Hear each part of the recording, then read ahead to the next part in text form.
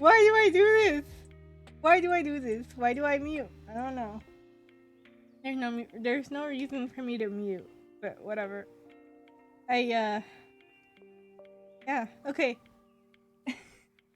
Good morning.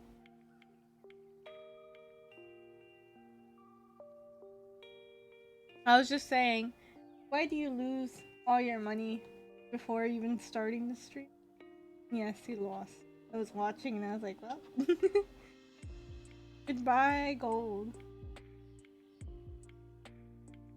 Alright, Ray. The first one here.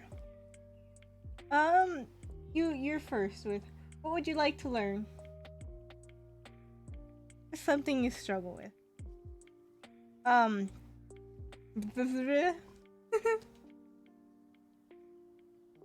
Like, don't ask me about hands. I mean, I can show you guys hands, but like, definitely not feet. Hands are like weird because they're broken up into different parts. Like, you have this part that's kind of shaped like that. Then you have your thumb. It's like 2 segments.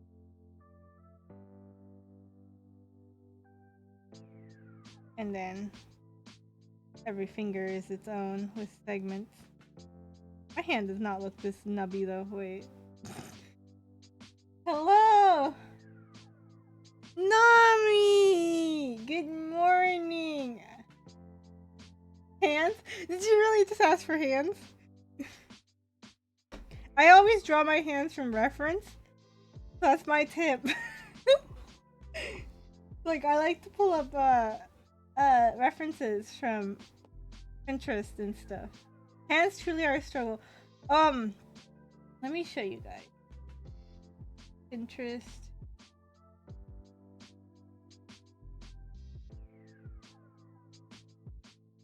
Reference.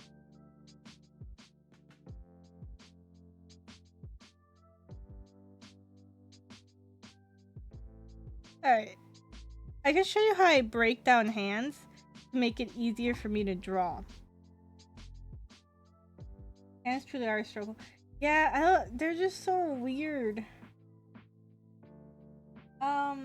Remember another thing I struggled with? Yeah, well, like, my main thing is that hands, see which one's a good one? But okay. Hands can always be broken up into like basic shapes, which helps you to draw them.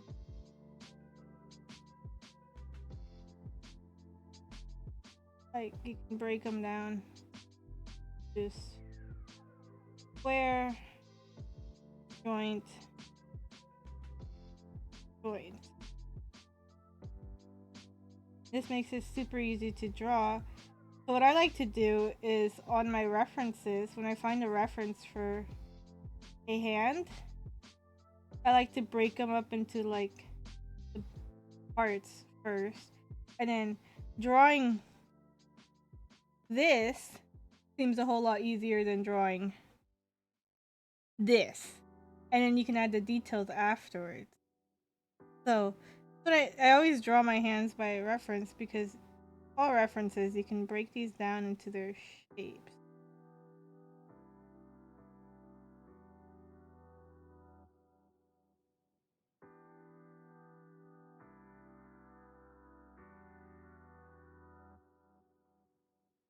Like so. I like to break them down as joints too. Wrists are usually more like rounded, and then they have like the arms come.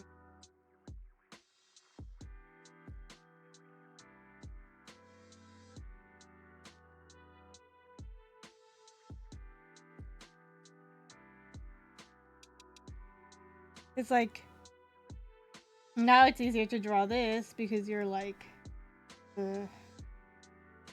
square-ish. My throat is sore. I'm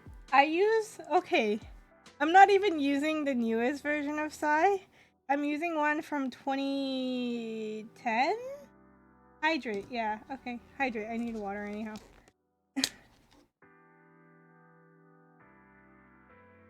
I try to update to a newer version of Psy, but I have so many brushes I've made over the years, and some of them are no longer compatible because they're that old.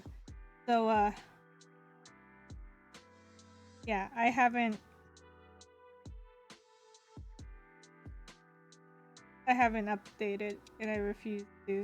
You can't make me. It's compatible with Photoshop, so the two programs I use are Psy and Photoshop. I still have my old version of Psy, and if anyone asks me for a drawing software, I literally just send them that, even though I know I'm not supposed to. I shouldn't admit to that on stream. I should really consider upgrading though. Maybe.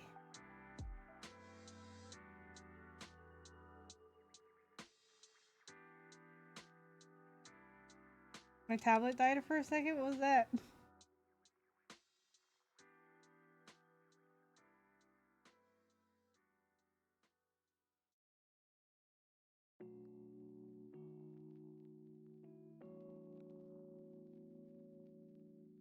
Hello. Hello, Ark.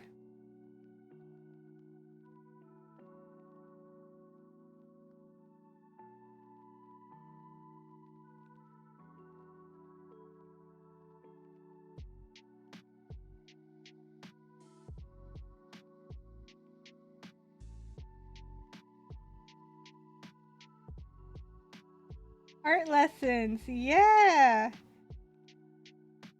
I'm just showing, like, it's easier to draw hands if you break them up into little parts. Like, this isn't exactly, probably should be a little fatter here, and this finger could be a little longer. It helps a lot if you break most things up into their basic then from there you can mess with them, you know. Yeah, a lot different comparatively, but me turn it off here makes it easier for you to draw the hand. Break it down.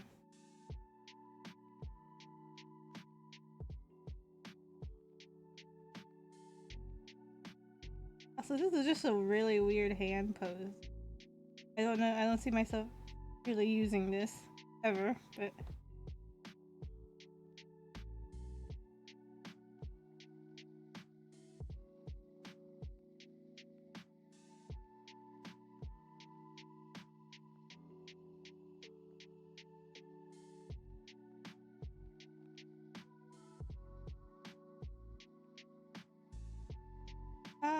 one thing I always need to remember is the middle finger is the longest finger. Ring and pointer finger are about the same length. We adjust that accordingly.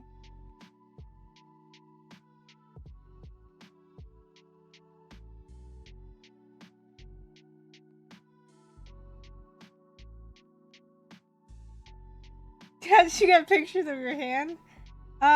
You know, I snuck into your house last night and I made you pose your hands in a bunch of weird ways while you're sleeping, and then I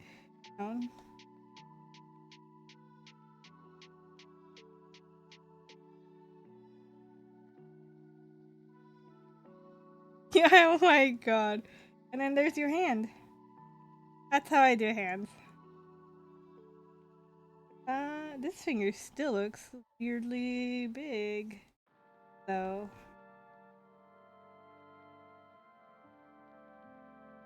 No, it looks oddly short.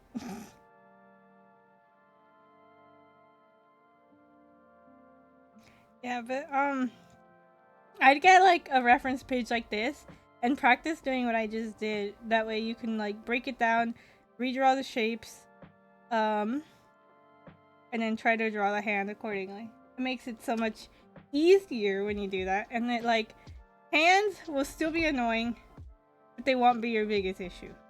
For me, it's feet. Oh my god, feet. Ah, I hate feet.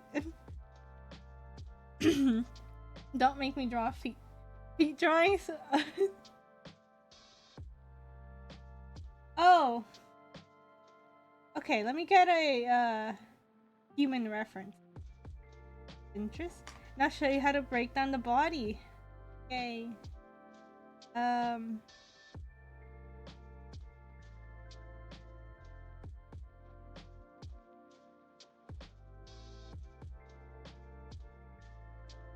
Something I'm allowed to show on stream. Wait a minute. All these references are kinda not great.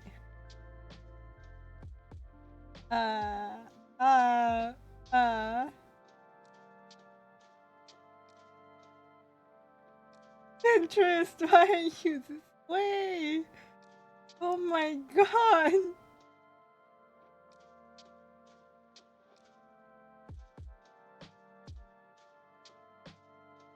Oh my god.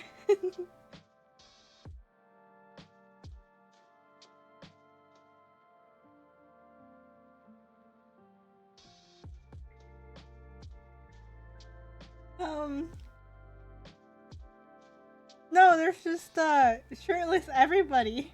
Not just men. I'm trying to find a good reference. Why is my alarm going off? My alarm to wake up is going off, guys. Woo, sleep schedule. The fuel alarm.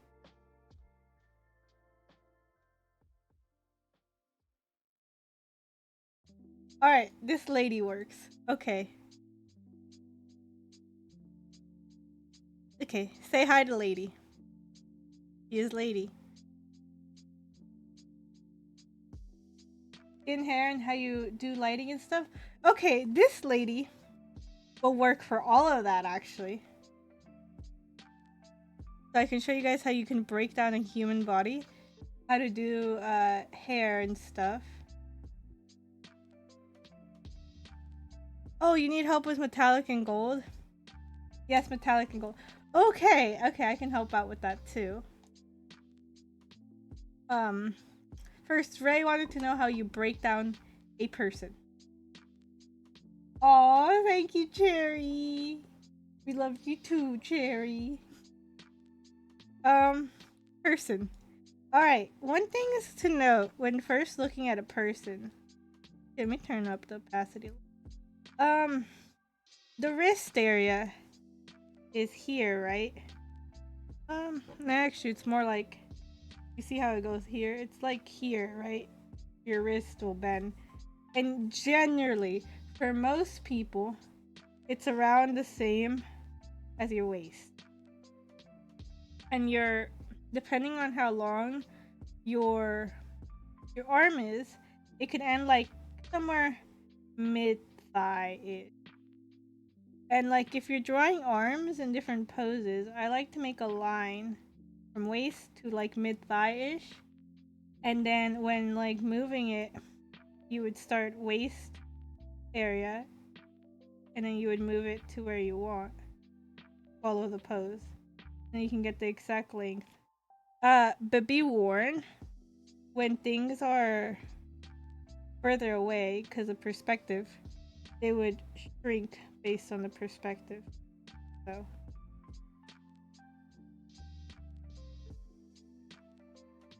they follow perspective rules. Elbow? I think I meant, yeah. And then that way you can get the exact length for each arm. So generally, human bodies have a joint here. And then this will be like for females, like mid boob. Mid boob is where like the the arm starts. Because, you know, you have like a circle joint in your elbow. You need room for that. And then it would go to your waist area. And then there's a joint here. And from there, it would go around to mid thigh. There's another joint here. So your body would move based on those joints. Booba, yes. Okay, one thing I also struggle drawing with is boob, but like I can make it with that generally. And then there'll be a joint here for your hip joint here. And sometimes people have hip dips here, because this is where that's at, but she doesn't. So it'd just be a smooth line going down.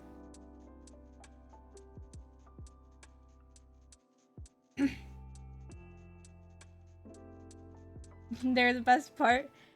I don't draw boobs. All my characters are either men or flat chested. I can draw muscles.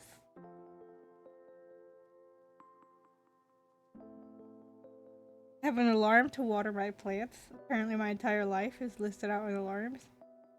And then for the chest area, usually when I'm drawing, I tend to break things down into two sections. There's this part here. Like, I shouldn't break it down like that. There's this part here, which is like your rib cage area. Muscle drawing lesson right now. Oh boy, that's gonna be like a whole complicated, because each individual muscle is like their own 3D shape. So you have to think about it like that, right? And it gets really complicated. Honestly, it's easier to learn off of female bodies first and then go to skinny men than muscly. Do one thing at a time. Yes, one thing at a time. And then this part is like another part. Then you have the tummy area.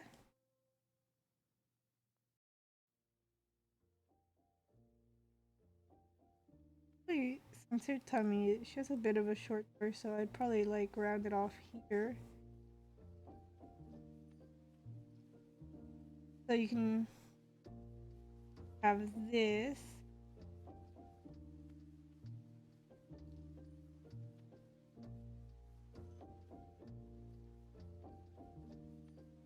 Belly button. Chest.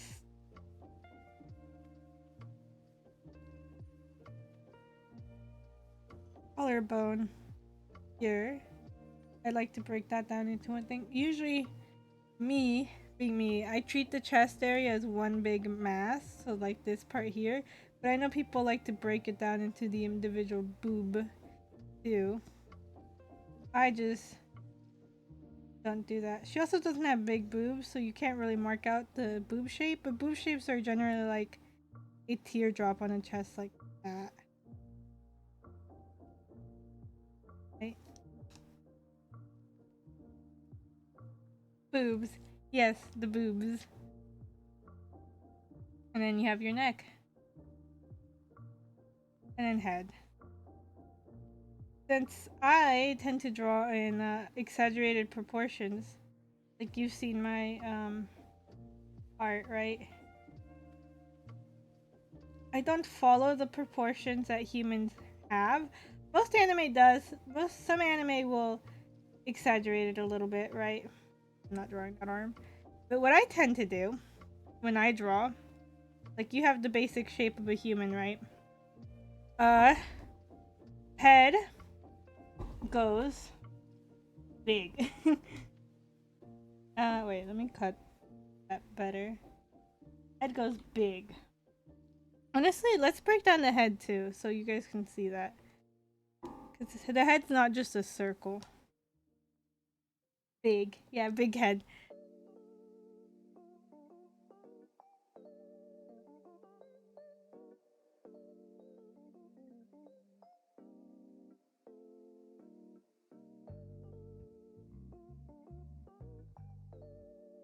It has like a slight upturned look. But yeah. head.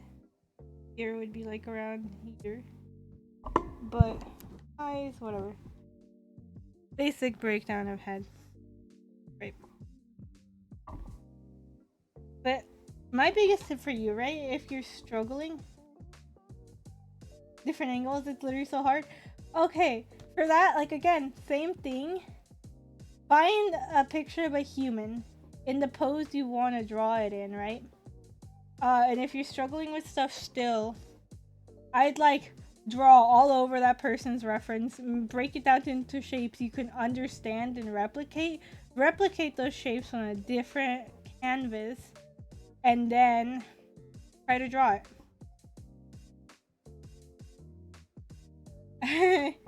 Reference Chibi, yeah, but that's basically how I learned to do proportion. And then when you know the basics of how to replicate this from a human reference, you can let me duplicate this. You can mess with the proportions like crazy. Why is this canvas so little? Long Duck Chan 61 just followed. Hello, long. What? My brain, my horrible reading skills just died. My train of thought went poof. Okay, when you know how to do the basics of like breaking down a human into these sort of shapes and recreating them, hello friend. You can exaggerate proportions and change them up a lot. Like I was saying, for me, when I draw, I tend to really simplify shapes because it's just my art style. Like the head will become really big, not that big, really like flat. For some reason I tend to do that. And then body, I tend to let me grab and layer and color. I tend to really push proportions because I'll make my waist like itty bitty. Usually I get rid of the. I also tend to make my waist really short. I don't know why. It's a thing. So like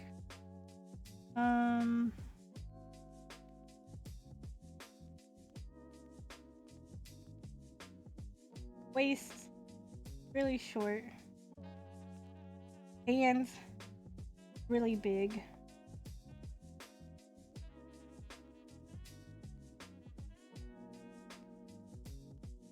Waist really little.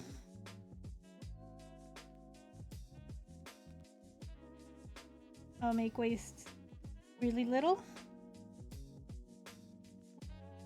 I will simplify boobs to just points. Like so.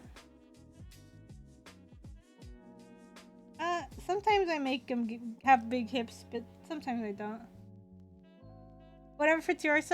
Yeah, just mess with proportions because I also tend to like do this. Hold up, let me show you. But like the basics being is your base needs to reference what humans actually look like.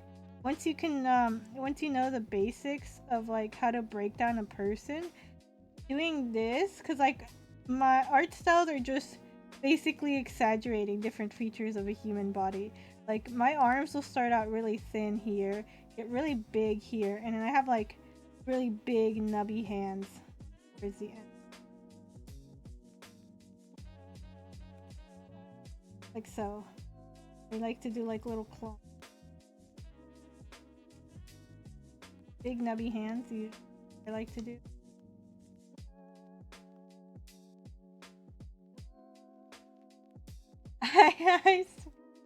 Yep.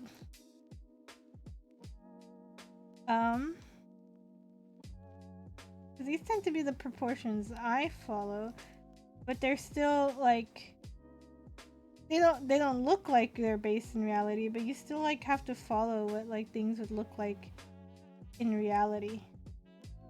It's very important to learn how to draw a human like how they normally would before you can break it down into like your own art style.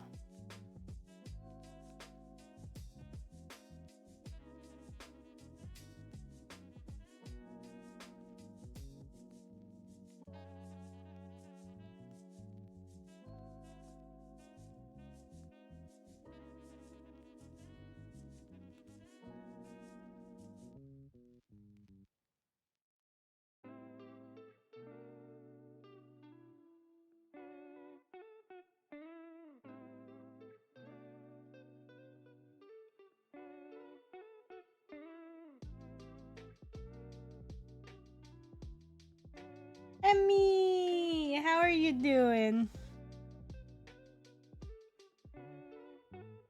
But yeah, basics are there. You can break it down into whatever art style you draw in. Here's just mine.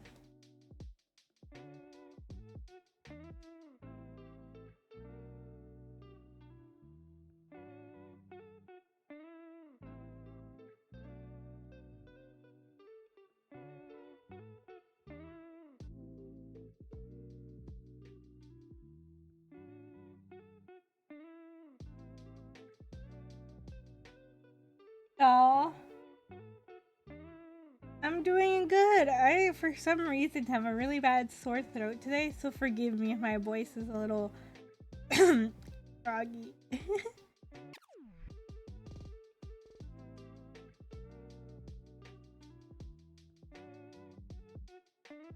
Yeah, so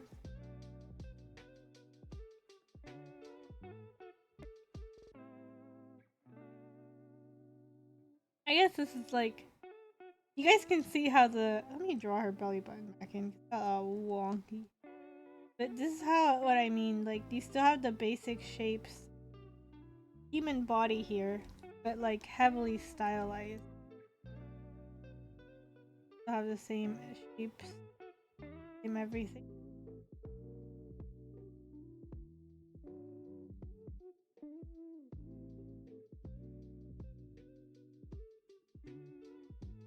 Love the style of it so far. Yeah, I'm trying to like explain that like regardless of what like art style you draw in, like every art style usually is like a deformation of real life. So this is real life, right? And if I wanted to draw this pose again, you would like in my art style, it looks something like this, right? And it's literally the same shapes, the same everything, just like I scale down certain things, I make certain things bigger. Big noggin. Yeah, I tend to do big noggins. And when you just like change the shapes, the sizes of different human body parts, that's where you get your own personal art style. I see some people make arms really thin, really long. I tend to do really long legs and like fat feet, but that's just me personally. Also, making fat feet makes them easier too.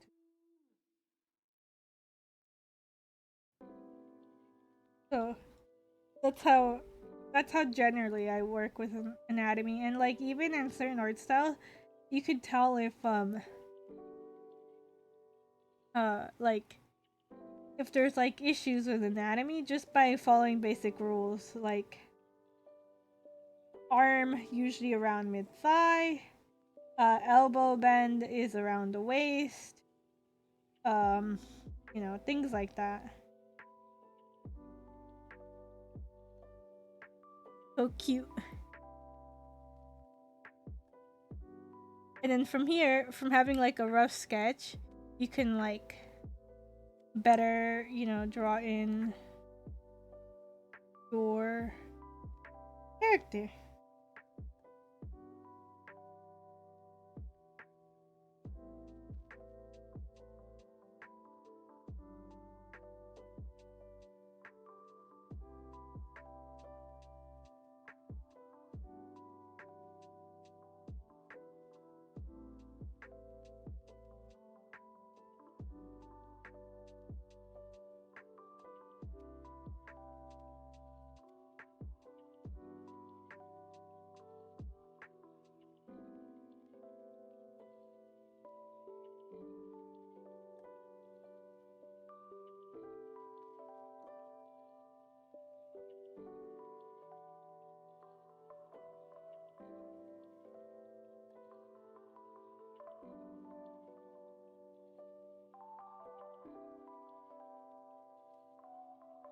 Imk just subscribed for 13 months. 13 Damn! septillion years. You've been here so long! Also first, yeah, congratulations on always being first. How you doing, Em? How'd you wake up this morning or whatever?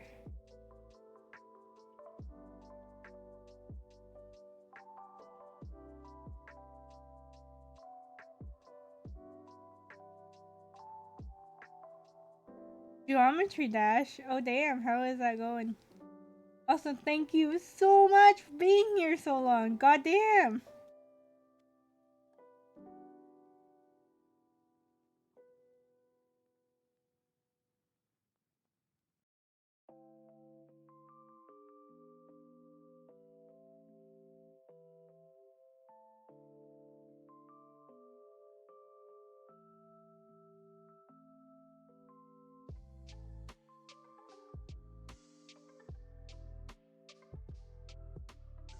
Also, my weird butt likes to grab the entire face when drawing for some reason and be like, move it down. There you go, that's my art style. Droopy face, including the ear. Let me move that down. Suddenly became a normal drawing stream. Cause like when stylizing, it's kind of like hard to explain what I do. I just kind of do what feels right, you know? Oh! Breakdown for hair. Exercise.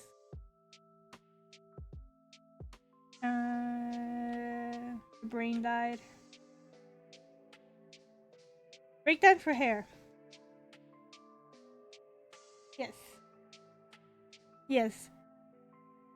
Since we're breaking down, because I'm gonna use this character for the entire process of showing you how like I draw characters from start to finish.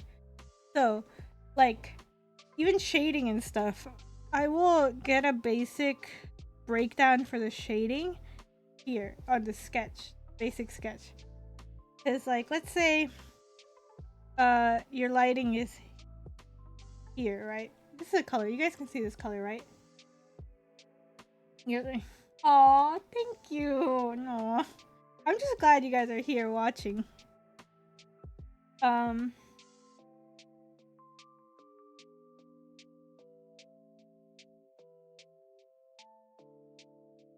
good job. And I have a bunch of gifted subs to channels I don't watch, so.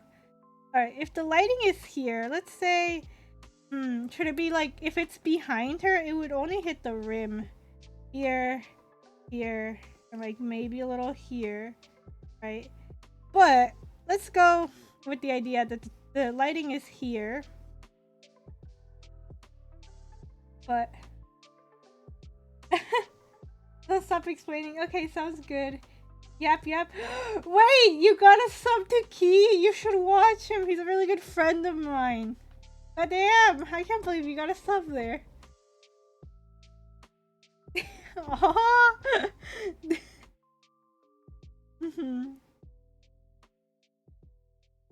Who is that? He's a really good friend of mine. You should watch him.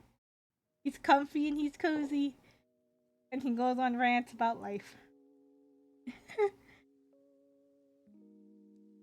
We love Key here. You should watch him. Really good friend. Yeah, he's a really good friend. Okay. Lighting. Let me darken the background so like this shows up a little better.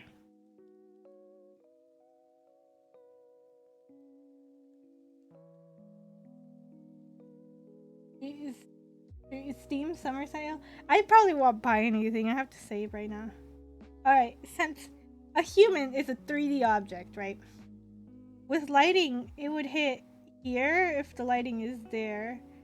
It would hit the top of the eye. It wouldn't hit the underneath, like, because humans have like a ridge on their brow, right? It wouldn't really hit this part here. It would hit like the top of the cheek. Underneath the cheek would get blocked by the cheek itself a little bit. 3D? Yeah, humans are 3D. It hit the ball point of the chin. And zoom in. It hit like the upper lip, not the top lip. it hit the top of the nose, it would be blocked, lighting would be blocked by the underside of the nose. It would, since eyes are shiny objects, it hit the, goodness, it hit this part of the eye. And it'd probably even have like a glare here, but I don't like to draw that. That's just a stylistic choice. It might hit a little bit on the ear. There will definitely be, since the light will be hitting whatever objects behind her, and will be casting a very, very, very slight back shadow. It would also be hitting a little bit of the back of her body, a little bit of the back of the neck. It wouldn't be hitting the front because it'd be blocked by her head there. It hit here, hit both chests. So, the shadow would be blocked by a chest underneath. Hydrate. Blah, blah.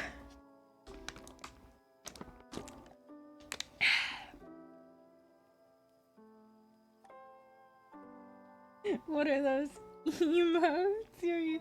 Wait, is this a global emote? This, that's a frog? That looks like a gecko. Oh. Alright, so it hit the chest. Frog. Toad. And the back shadow would hit a little bit of the underside of the chest.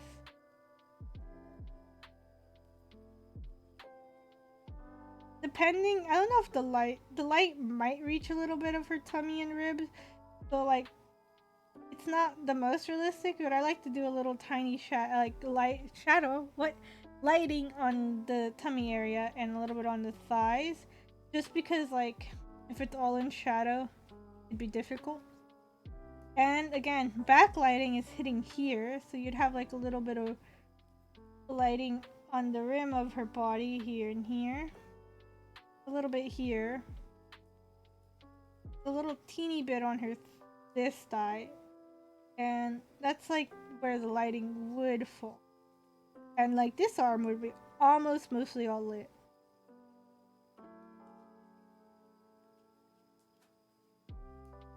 Oof, frog emo, I can't believe it. And because of that, let me draw in the shadows.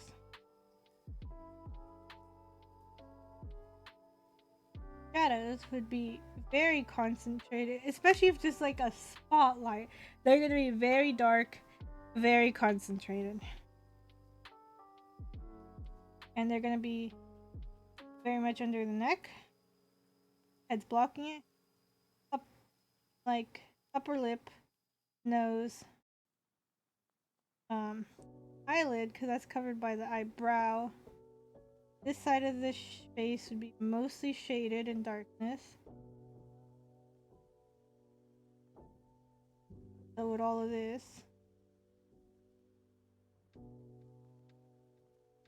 Chest, underneath the chest. All the way down her body.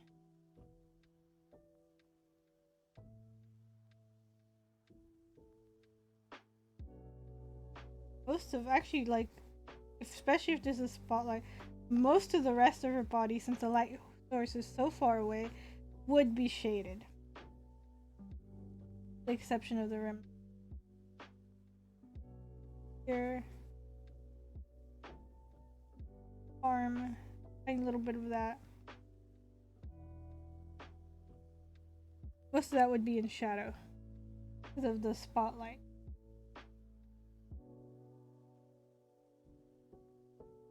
Oh my god, I don't know, I'm not sure. When I remember to, how's that? But in order for you to show you guys a more comprehensive way I do shadows, let me finish a rough drawing on her. And let me show you guys how I would plan out hair. Since hair, even though it's like individual strands of hair, usually hair falls into clumps. So I will draw clumps out first.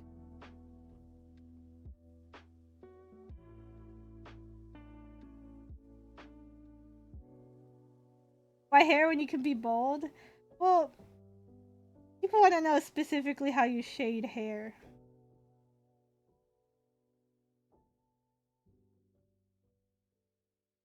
Bald.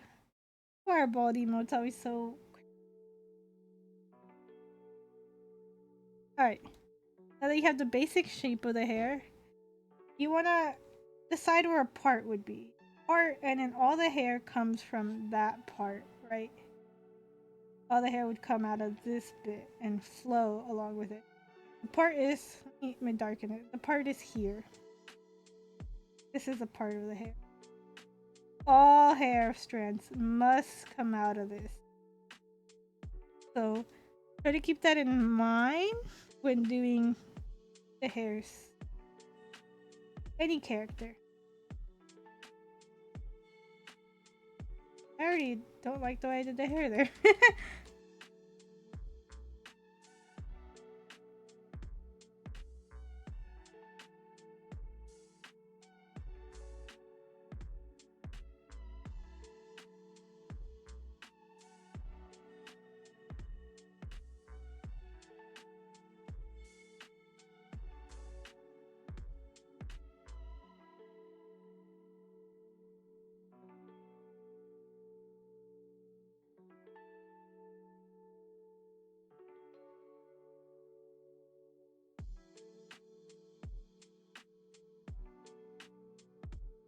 To who? A sub gifted to someone I don't recognize. Nice.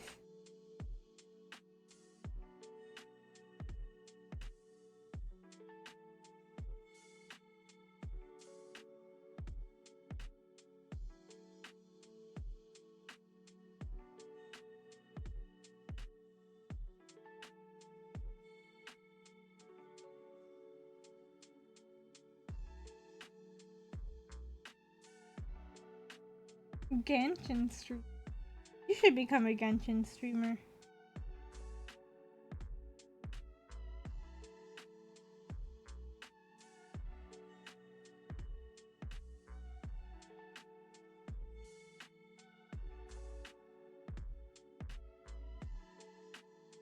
Alright, so I turn these off. You can kind of see what I mean with all the hair comes out of this one point and falls down her body, her head and stuff based off that one point right there. Set up OBS. Setting up OBS is so easy. Also, Cherry wanted to know how to shade gold and like metallic objects. So let's give her some golden horns. That sounds like a nice way to show it. Since horns are simple like 3D object, so it's easier to explain how lighting falls. Yeah. I don't like those. I don't like those horns. Let me make them more.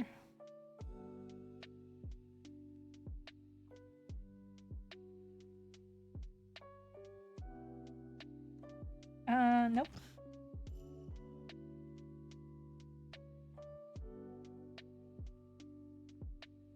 Alright, bye bye, Im. I'll see you next time. We're here.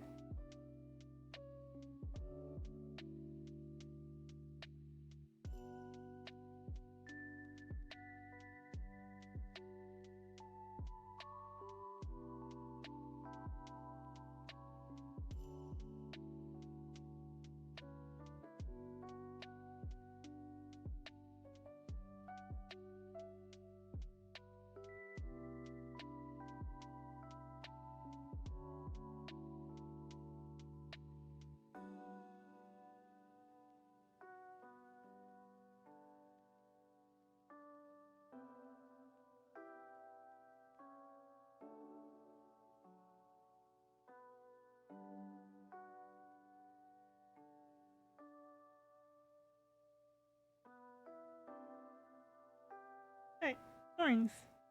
And these will be gold. So I can better explain how to shade metals. I'll also pull up some reference.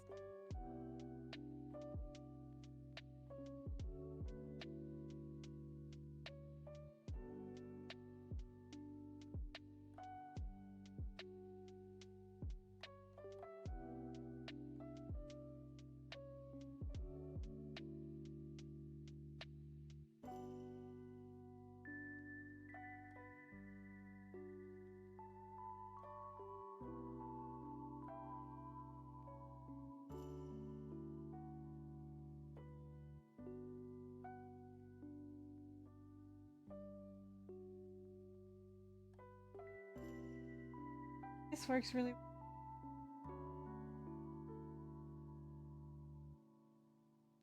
Horns are very simple. So, favorite reference for shiny horns and things like that is stuff like this. Now, I'll explain to that. So, give her a simple outfit. Actually,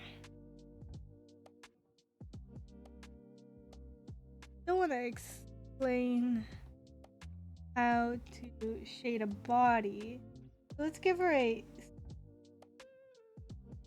an outfit that kind of shows off her body, but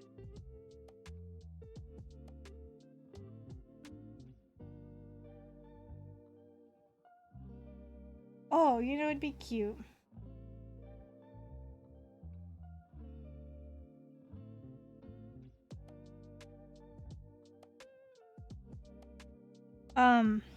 Those like little tiny sweater things.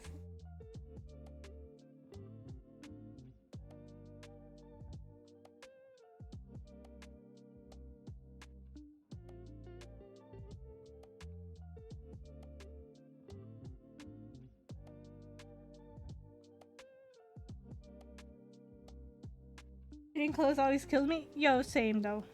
I don't know how to. I just treat them like if they're a 3D object and just follow just general rules of shading 3D objects, and then they kind of look okay, usually. What kills me is, shading clothes on like models and stuff, because it's just like direct lighting, right? So it's like, how am I gonna add detailed texture and stuff, you know? Also, I tend to simplify clothes a lot, so I don't know if I'm like the best for shading clothing.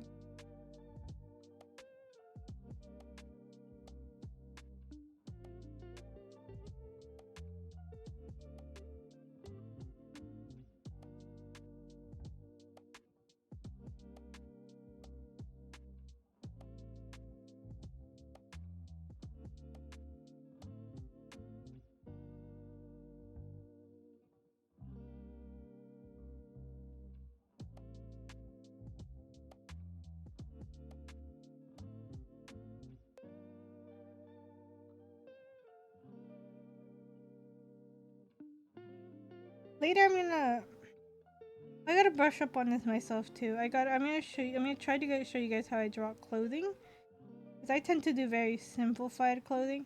I use a ton of references for clothing, because clothing's the death of me. But like ruffles and stuff, I've gotten quite okay at them. Feet. Oh my. Yeah, I'll teach you guys how to draw feet.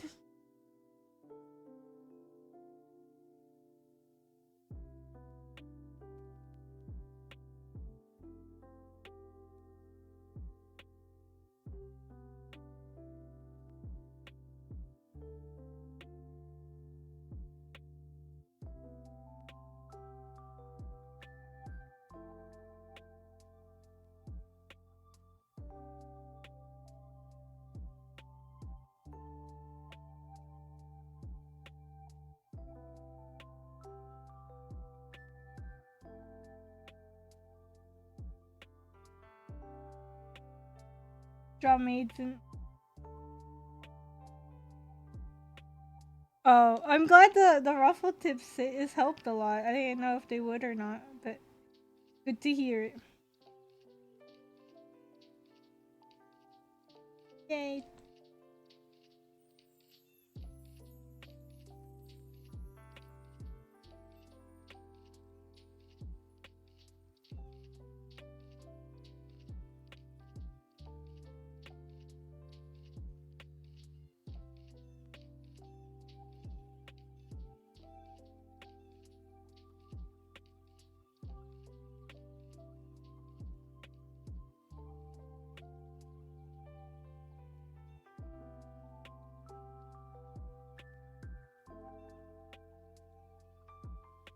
It's not even close to the same spot I put the other one.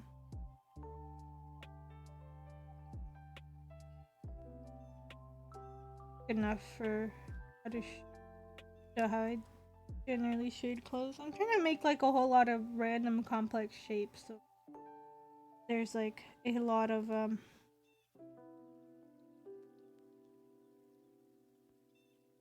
different shapes. Show you guys how to shape different shapes and stuff.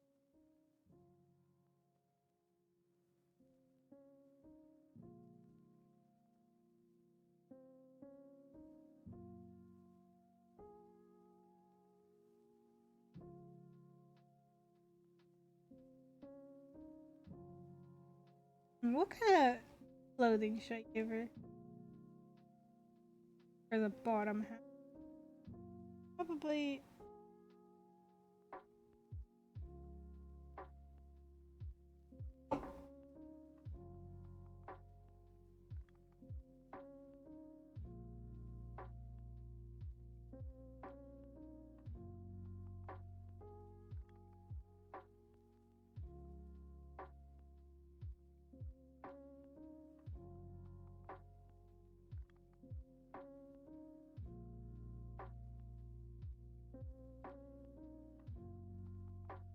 Give her shorts. I've decided.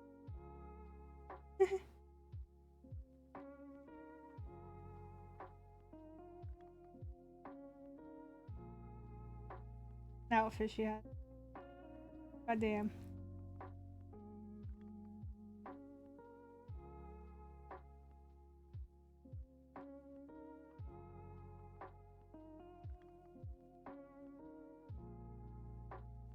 Now, this is what I would usually use for my rough sketch. Add some shorts to make it more interesting.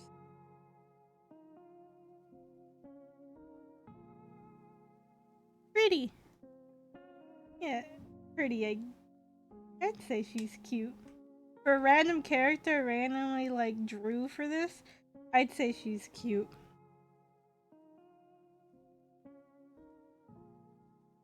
I don't like that. Okay.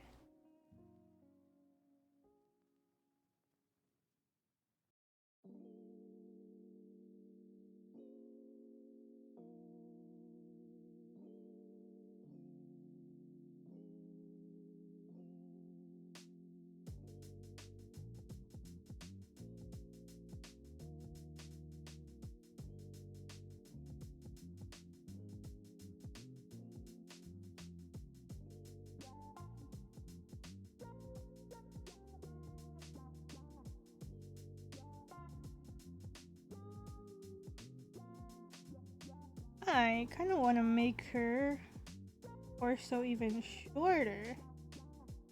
Oh, pull this up. Me like my short torsos. I don't know why. I just find it cute when they have like little itty bitty torsos. Except for guys, I like their torsos to be long. But you know, we draw guys and girls differently. Long. Yeah, long. I like my guys long and my girls short.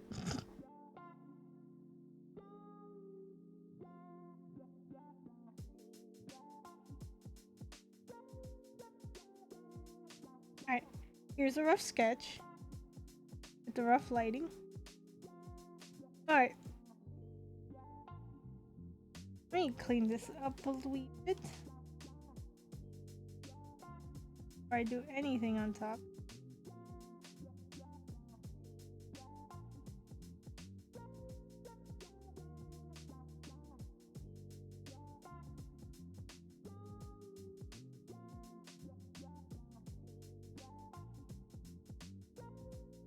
I like my guys. Oh my god. Yeah, I like my guys long and pretty. You guys can quote me on that whenever that comes up again, I guess you will.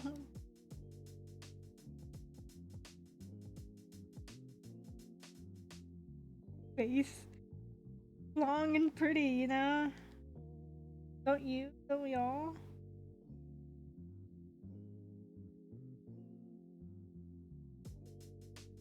Okay, here's a rough sketch.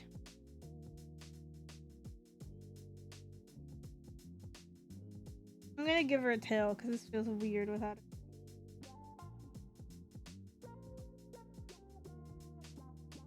I instantly don't want to give her a tail as soon as I drew that curve. Alright, this is fine. No tail.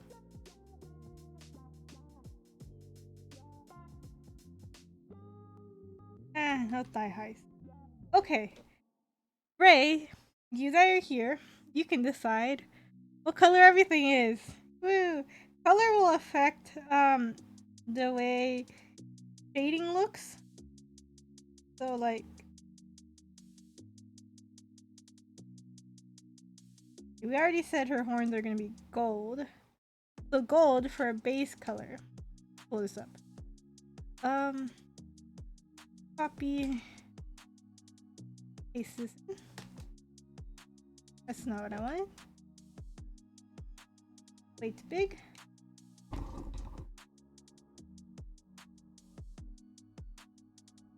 Okay.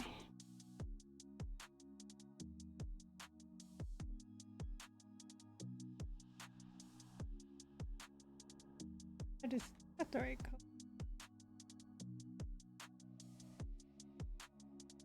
Alright, Ray, what color shall her eyes be? I did that on the wrong layer. I'm a dummy.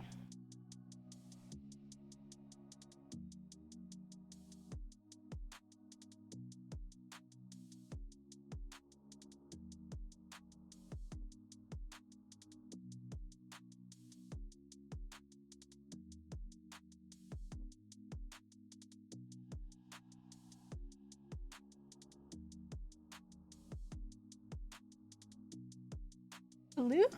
Blue it shall be. Let me pull up the rough sketch. I'm actually gonna put all of these in one folder.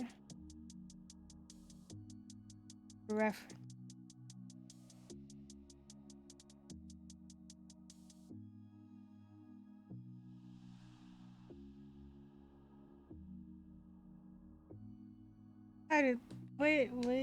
Where's the colored layer? The colored layer.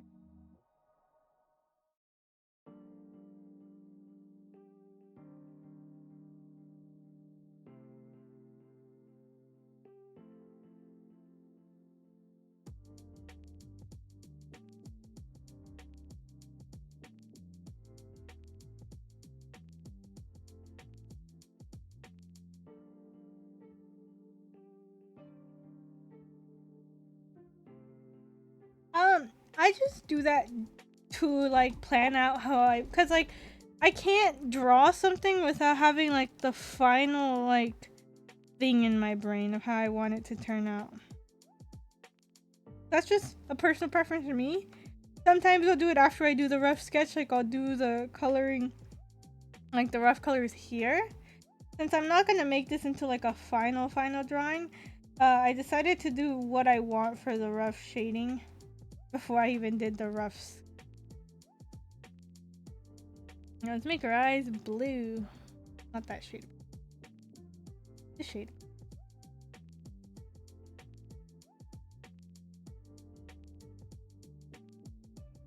What shall her hair be? What kind of gold do I want? I think I want like a more bronzy, darker gold color. That'll be the base color. I don't want to do the shading on the horns until Carrie gets back, just because I want her. Helps a lot. It helps me personally to visualize kind of where I want these, and it also like will influence how I do my line weight. But that's again a stylistic choice. Some people have very varied line weight. I have very varied line weight. Sometimes I don't. Sometimes I do. It's just like, does this picture feel like it should have various line weights? I guess is the best way to explain it.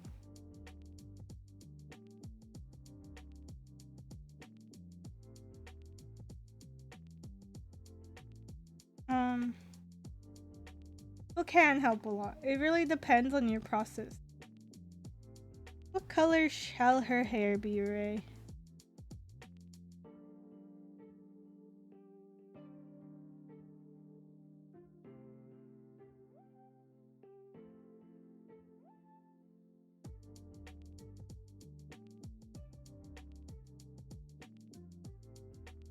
Golden blue? Probably like purple. Purples and pinks. Or, yeah, purples and pinks. I think I might make her this pink. Yeah, that looks cute.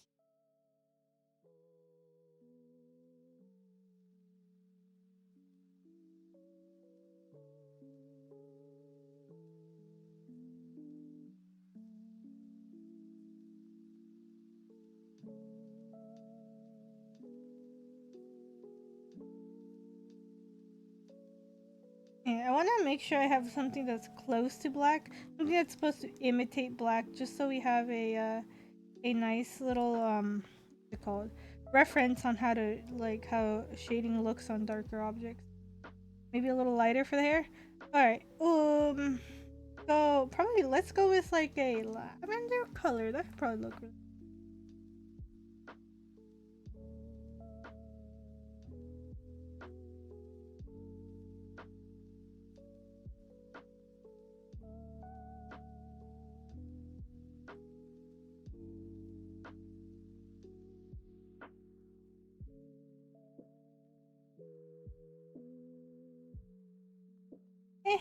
Posture check and hydrate. Thank you.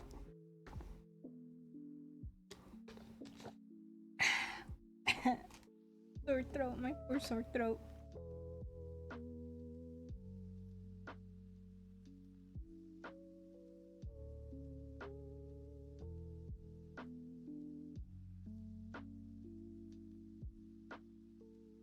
Yeah, thank you so much. Alright, let's up some of these lines a little bit.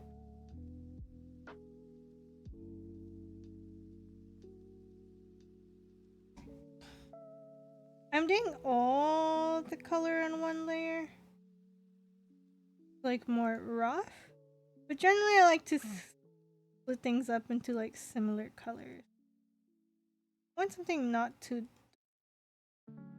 There you go, I think that works.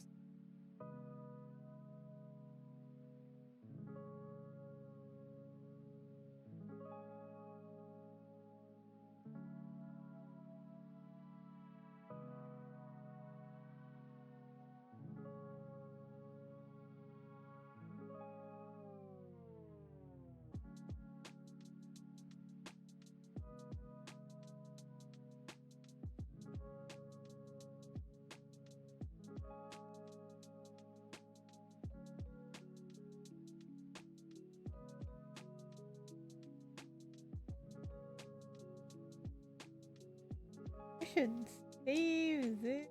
Not here.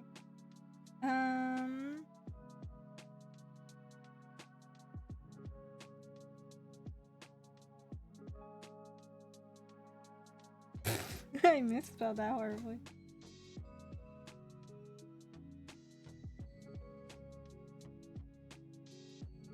Alright. Let's get to shading. Oh my god. Alright. Basic shading.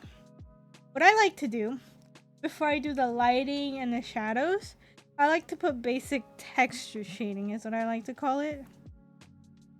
So like me get a nice purple color, do a multiply layer. So I'll do like basic shading that you would have generally for detail. Like eye shading, things like that. Eyelids, some shading there, a little bit of shading here.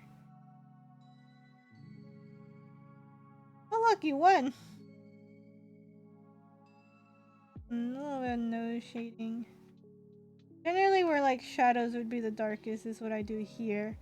Like regardless of the lighting, if shadows will be darker in certain spots. And that's when I start doing the shading for the horns. There's some, like if you look at metallic objects, for example, there's really, really dark shadows and really, really bright. Yeah, we're all broke. It's okay. There's some really, really dark shadows and there's some really, really light shadows. And there's usually, to give that a shiny look, there's usually a rim light. So when doing the first layer of shading for shiny objects, I like to put in where the, like map out where dark shadows would generally be. So like here. And for metallic objects, shadows don't tend to be fuzzy. They tend to be just straight up lines.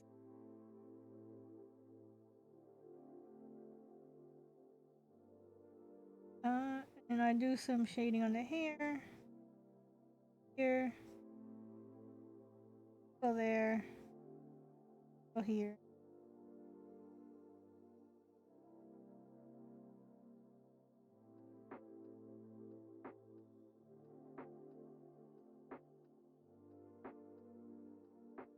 I tend to think my shading style is more basic, but because I add a lot of layers on things, it looks a lot better than you would think of just like adding very basic shadows. I tend to just do one layer, and I like to shade all with one color because in a scene, the reality would be just because something has different has different colors, the reality would be is that the shadows would all still be the same color because everything is getting hit by the same light, same shadows.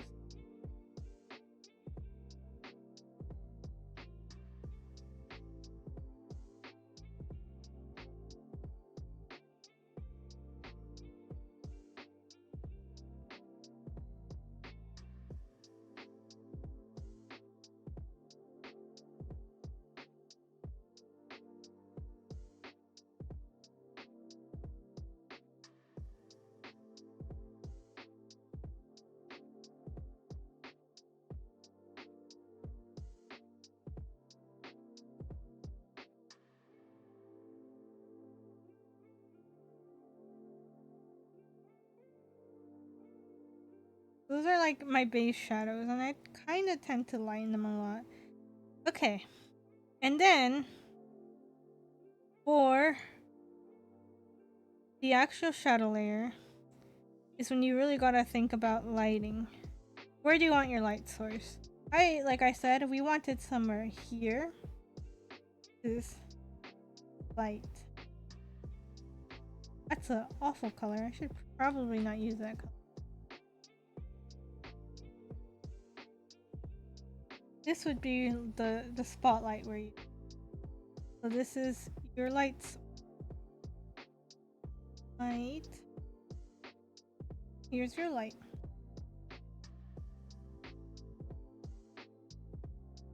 Okay, so what I like to do for shading a scene, I like to first drop everything with my shadow color. Get a shadow color I really like. See, what mood do I want? Do I want more like somber blues, warm colors, purple? I'm thinking I'm going with purples. Right? So this is what she would look if she's in full shadow. No lighting. Right?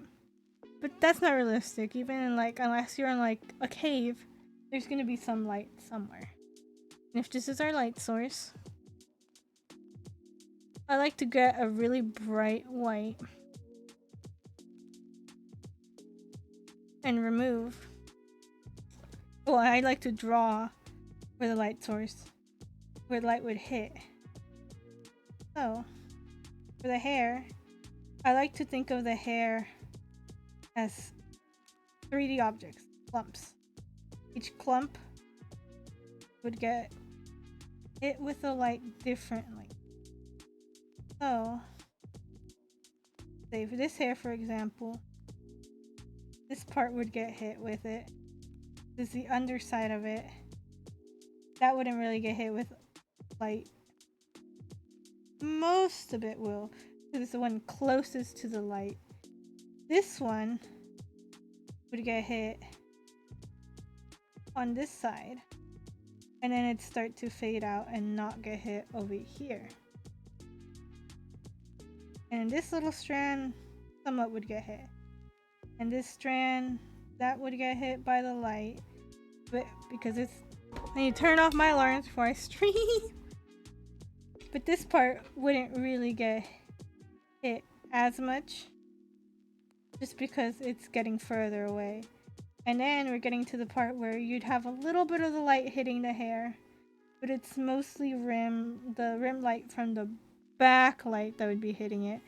So we would have some backlight here hitting that too, and then this part would be hitting there and bouncing off of here. This realistically would be a little lower since it'd be bouncing up from the environment. This way.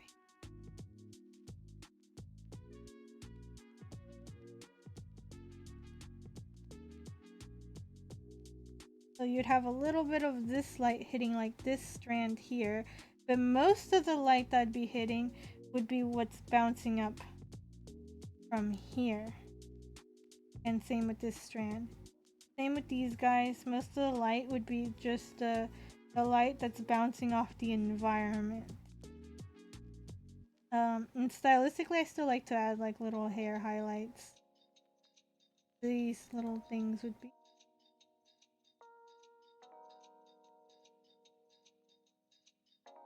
There. And then turn this off real quick.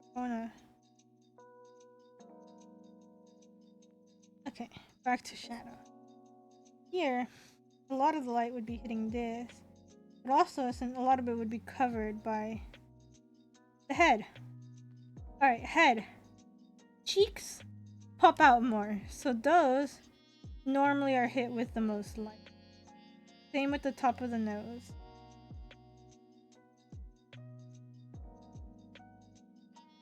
Bottom of the nose, not really. Eyes are shiny, they pick up light. So that would be, a lot of the eyes would be lit up. Some of the eyebrow would too. Cheeks! Yes, not those cheeks. A lot of the cheeks would be lit up. A little bit of the top of the lip usually isn't hit by light because your lip sticks out. And then this cheek would also get hit by a little bit of light, but not too much.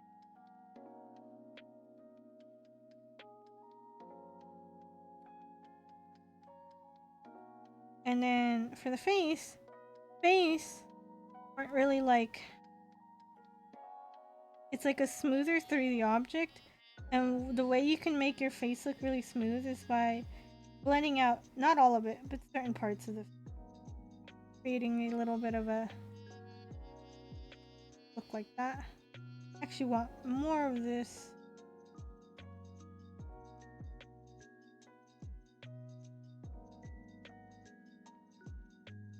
Not left.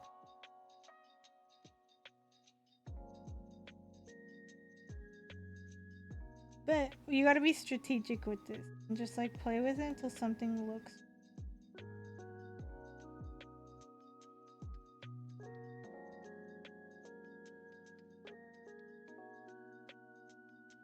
And faces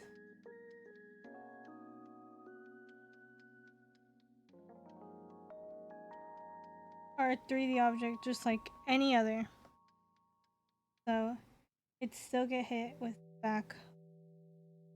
Let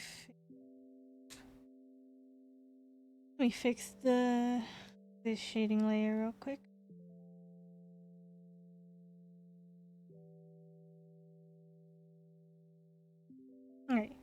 It still get hit with a little bit of backlight, especially.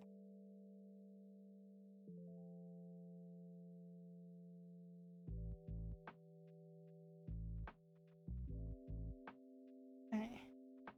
Clothing. Some parts.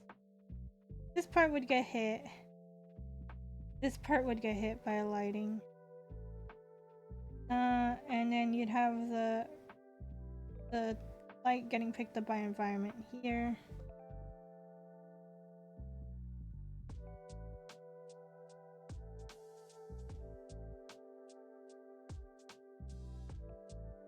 This would get hit with this, and a little bit here. Top of the boobs get hit. Yeah. But most of it wouldn't, because all of this would be in and then you'd probably have a tiny little bit of light getting hit here. But for the most part, it's gonna be the back light, the light shining off the environment that's hitting a lot of the lower body. Since the light source is concentrated on the head. A little bit here, but it'd probably fade out. Add a little.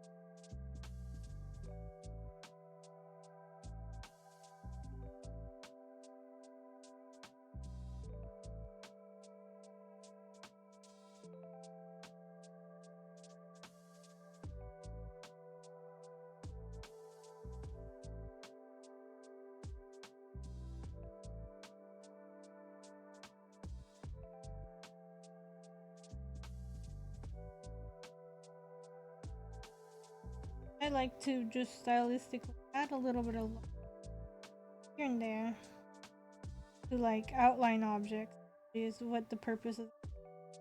For the most part, the rest of the body wouldn't really be like really lit up. And here, again, you'd have a little bit I'd like to strategically like fade out some parts on some drawings. I don't do this all the time because it's an art style thing, but fade out some parts, other parts more. Not all of it.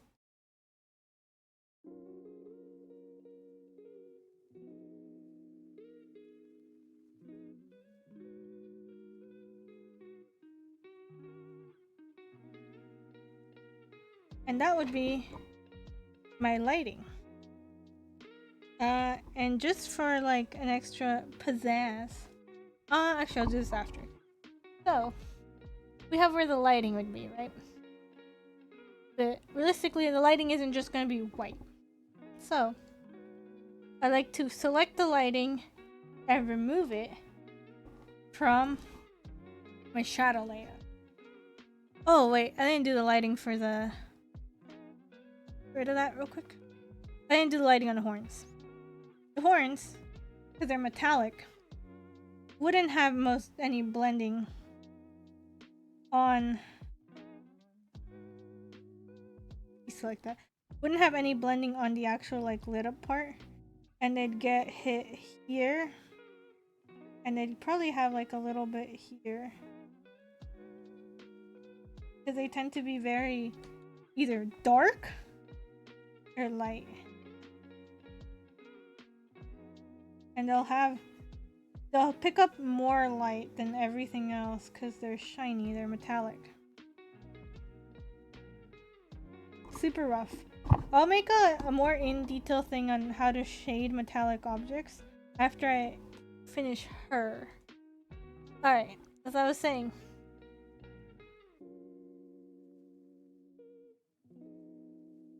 I kind of want to darken the I'd get rid of the parts where the light hits, because there would not be any shadows on that. Do I want to add more to a short little blank? A little bit.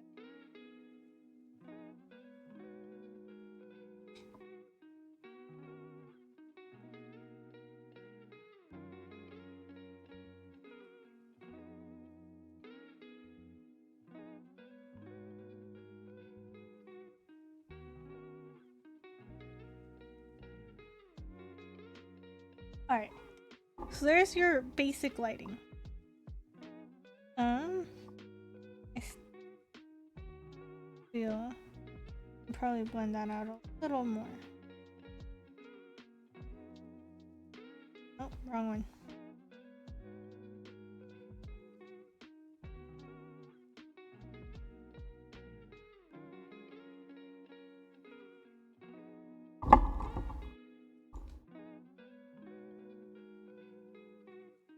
Okay.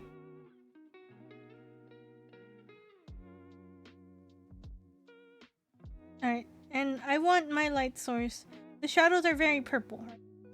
I want my light source to be more yellowy, maybe brighter, warmer. My shadows are very cool. When I have like my flat highlight layer, I like to go into like a blend mode. Find a blend mode I really like. Yeah, I like that one. Lower it a little bit.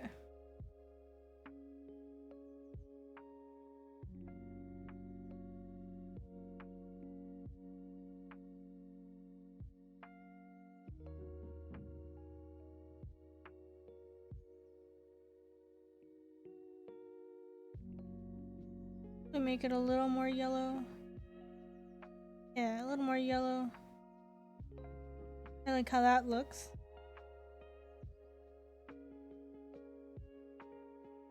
And then my last step usually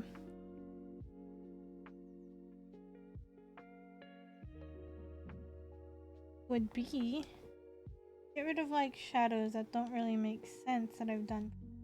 She's shiny. Yeah, she's shiny. Would be to just clean up a lot of my like previous things, make them look better. Get rid of this, that, a little more. And then I like to just grab a white or a slightly off white, almost like yellow. And then the things that be really, really bright, like metal parts and stuff, I like to spruce that up a little bit. Little bits of the hair where the light is really hitting. Add a little bit of extra. The eyes. I'll highlight on her nose. Here. Where I feel there it would be the light hitting it the brightest.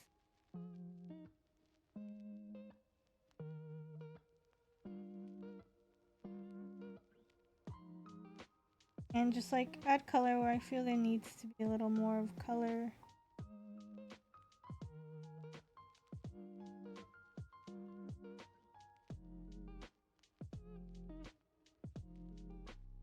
Paint over things that I think would look nicer.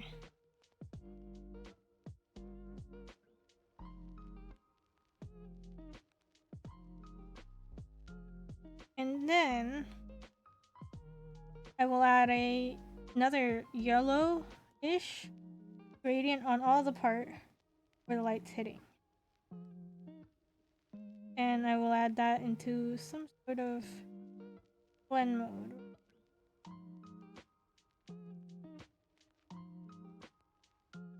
The light would be hitting on this side. And then, same layer, I like to add a shadow.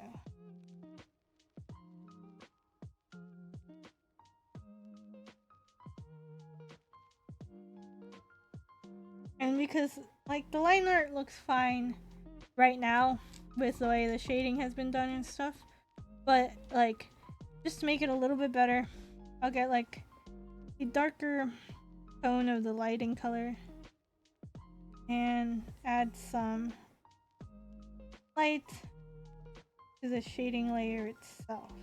Make it just look that little bit like more cooler, like the lighting and like because otherwise the line art will look like it's a completely different part of the drawing. With that, she is done. Any questions? Any other things you guys would like to know? Where's this random cylinder?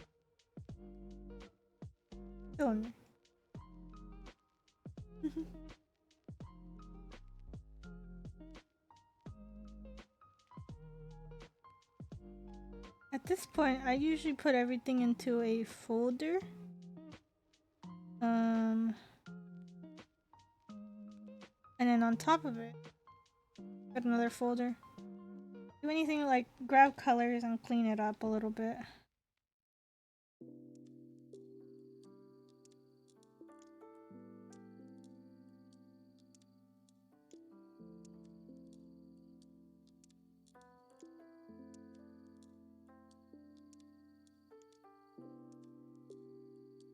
How about legs?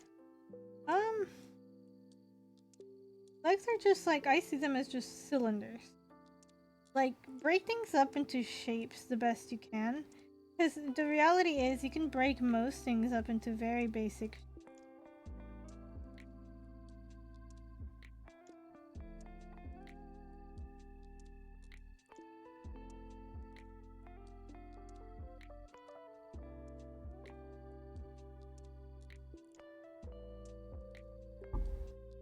Like action poses? Okay. Let me clean her up a little bit, and then I'll show you what I do when it comes to action poses. I recommend not starting off with a lot of action poses when you're trying to learn how to first draw something.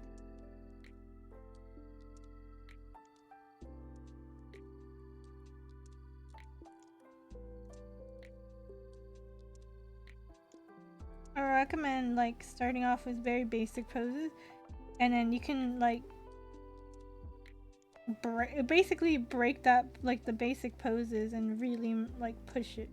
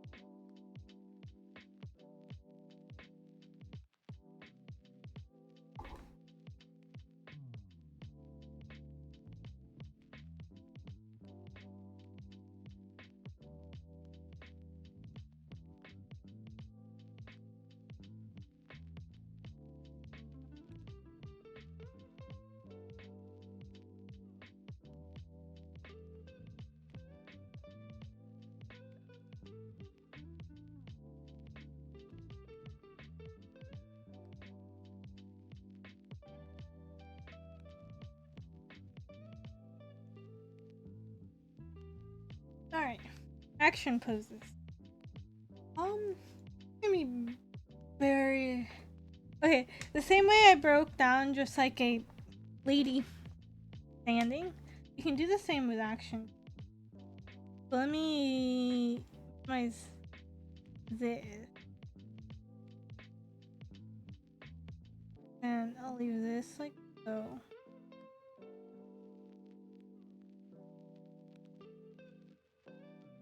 Best way to. Alright, that works. Let's grab action.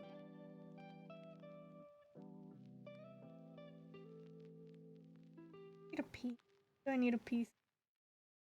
Action. That's right.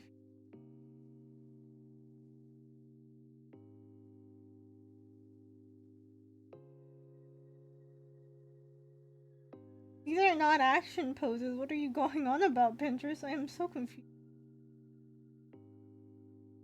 And the ones that are, I can't show.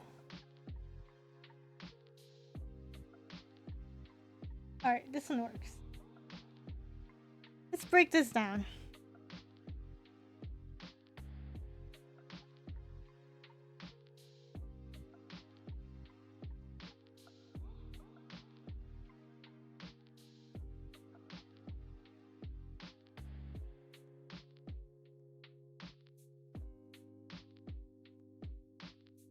Break this down. Alright then. So, basics of breaking a person down. Generally, I personally like to list out where all their joints are. Joint here, one at the elbow, knee, thumb,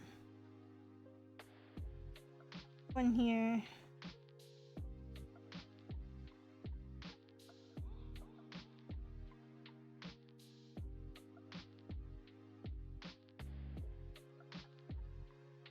like my biggest suggestion is always like, if you can't figure out how to draw a pose, I like to, there's been some points where I will take pictures of myself doing the pose I want. The pose I want to use. And then this can be broken down into just a cylinder shape. Cylinder shape.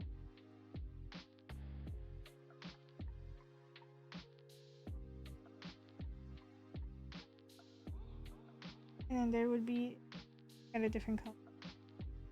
A like shape here. Person. Shape here. This is another cylinder here. Goes out. Oh. Here's another cylinder. And this is also a cylinder shape. Hello, Raizo, how you doing? I'm just trying to show how you break down a human body to make it into easy to draw. Like, you can break down a human body to be easy to draw. How you stylize that, the way you break it down, and how you render your stylization. How am I doing? I'm doing good. I feel a little sick. I have a sore throat, but on that I'm okay.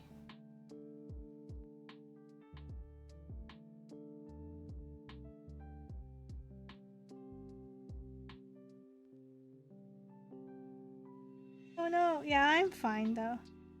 Alright, let me switch to colors. Here, gray is another cylinder shape.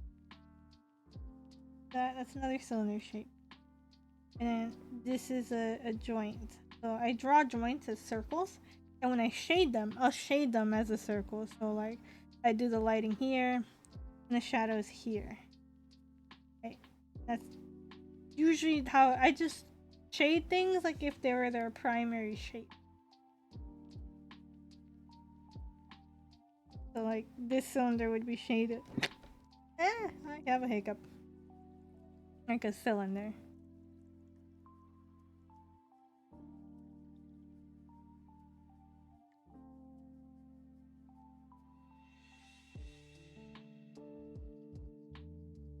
And then here's another cylinder. Torso itself also be a cylinder. Really look, well, not really like a cylinder, broken down into a couple shapes. Here's a shape, and then this part. Now look at it. Shoulders, and so that could be coming out somewhere here, going up, even if you can't see it. That. So like this would be the top of the shoulders here, and the body is a cylinder shape here, and then that could be coming out somewhere in the middle here. So as long as you can replicate these basic shapes, you could probably draw the whole thing. And then same goes for here. If you look, the shoulder would start here, so there's a joint here. This would come out, and then there's a cylinder here, going all the way up to that.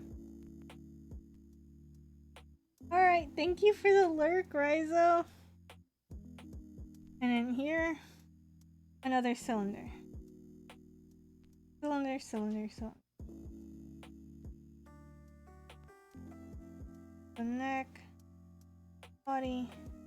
Like, starting out, it's always nice to draw out the parts that you might not see, so you can better have an understanding on how the body breaks.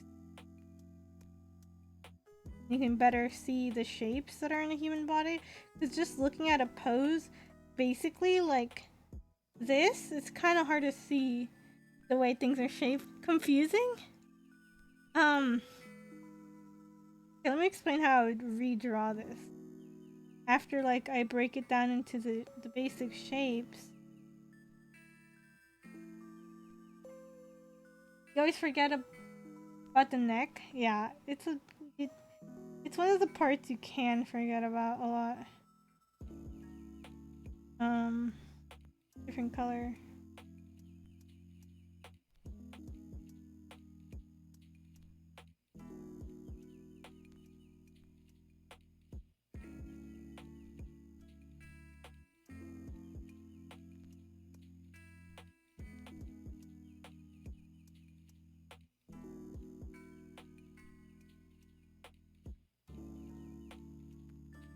Just do lines for that.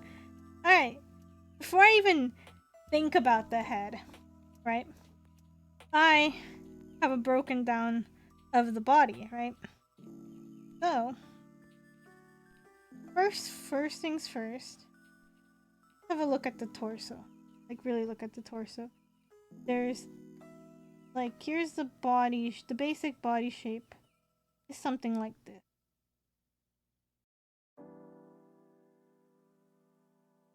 Because the body is like turning here. So it's like, how do I explain it? It's like a shape where the shoulders here are turning. Think of it like a rubbery piece of cheese, and then you're twisting it. So like this part would be here, and then as you twist it, the shoulders would be twisted here, and then these neck like so, because this would be here.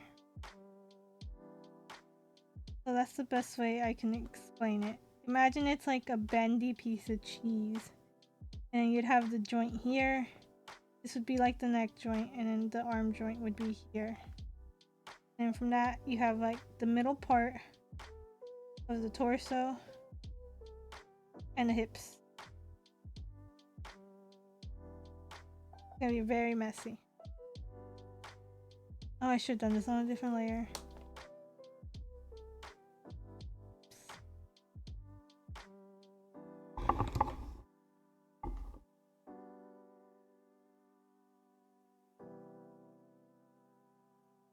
And you can clean it up as you go, following your guide that you made on your reference.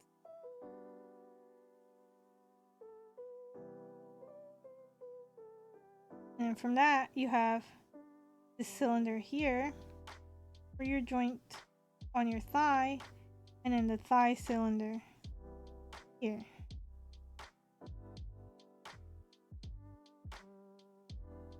I'm stylizing it as I draw. I was like, those thighs are big. I drew those thighs big. Then you have your kneecaps. And you have the cylinder for this leg, which is foreshortened. So this part would go down into a really thin thing. And then the feet. Arm, you look at it here. It kind of elongates to about the same length as where the knee would be placed. Thick thighs, save lives. Hell yeah. So that would be elongated to there, right? And then this falls in front of where feet is, a little lower.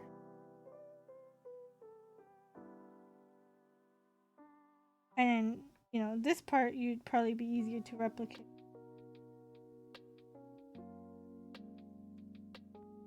And then you'd have arm going back, which is foreshortened, so it'd appear smaller.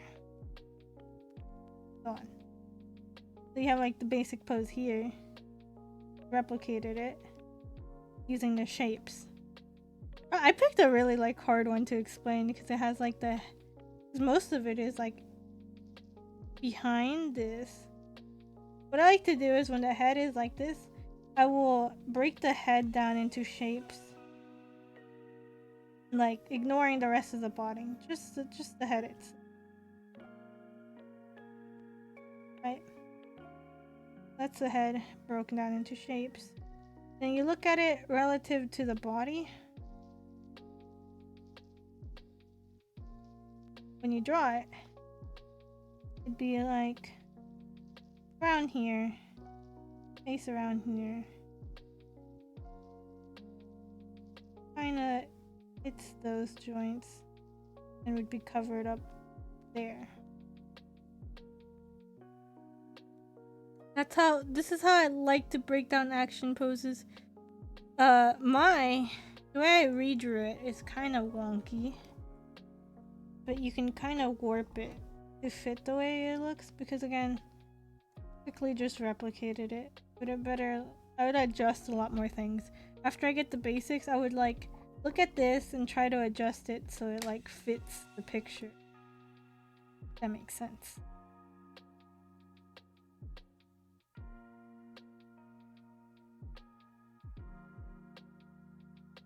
Find a easier pose to break down.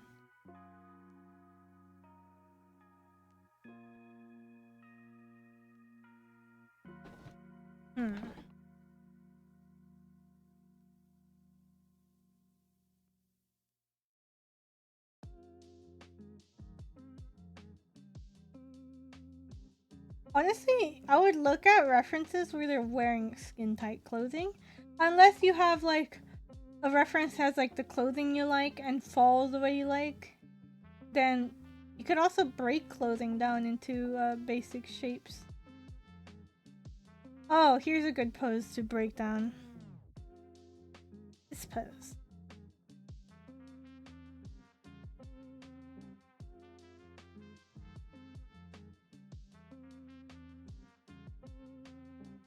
I don't like that she's off in the corner, but whatever, we'll deal with it. Alright. Butt is like, here's the butt. Because like, you gotta take into account that we're just not like there's fat on us, right? So the butt shape, just like the boobs tends to be a teardrop shape on the body because of gravity pulling fat and things like that downward. And then you have your joints. You have that, knee joints here, and the neck. Also elbow, wrist. I'm gonna go into the feet. It's gonna annoy me. Alright. Human bodies. Cylinder shape. Here. To here. Really think about it, it'd be like a little cylinder shape. And then here, it would be a cylinder shape here, but as you see in this reference, we have fat on our body.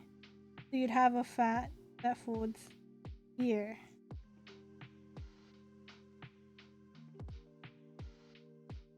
I hope it's making sense, right? And your feet, you can break them down into this. So there's a joint, and then here's the toes. Feet.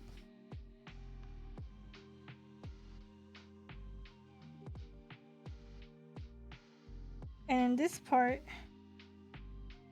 is like a cylinder shape here, and then you have this cylinder shape here.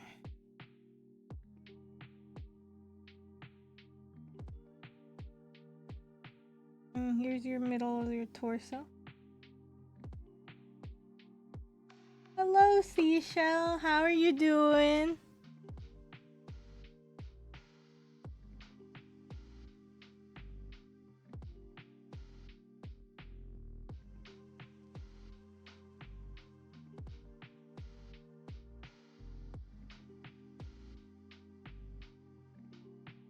Good afternoon, Zelna. How are you doing?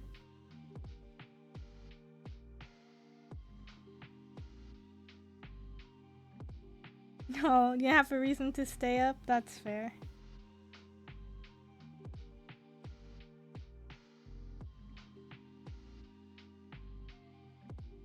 This girl is really, really tall. But if you still look at it, the proportion rules I generally follow are still the same. It's kind of hard to see because her elbow ends off screen. But given that there's a little bit of the elbow that's cut off, it's still, this length still matches the length from the shoulder to the waist. 7 a.m. Oh, I can't remember the last time I've been up at that time. Oh god. And then here's another cylinder. And you can break it down into the basic hand shapes.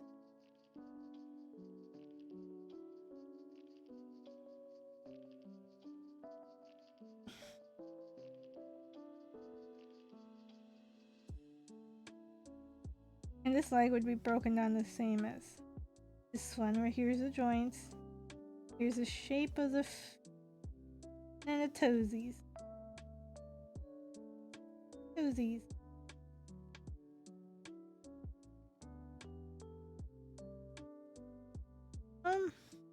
Neck. Is that in a different color? Your neck. And the neck joint falls there. And there's another joint here for the neck.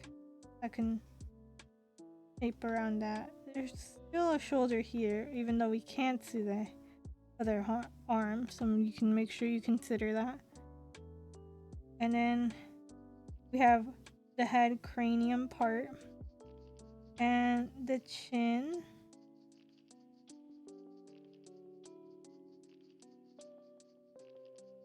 Cheek. Eye area, nose, and mouth. And then this gives you a really simple guide.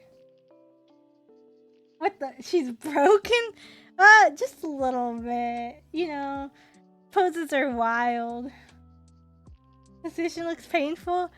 Yeah, well, especially when you break it down into the basic shapes, it doesn't look very comfortable, does it? A little bit. Feet. Oh my god. What's with you guys in feet? I swear to god. I just keep hearing feet? You guys want a feet drawing lesson?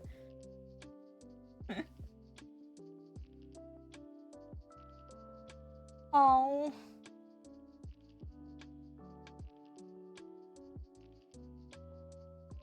Yeah. Hope you feel okay, Michelle, today.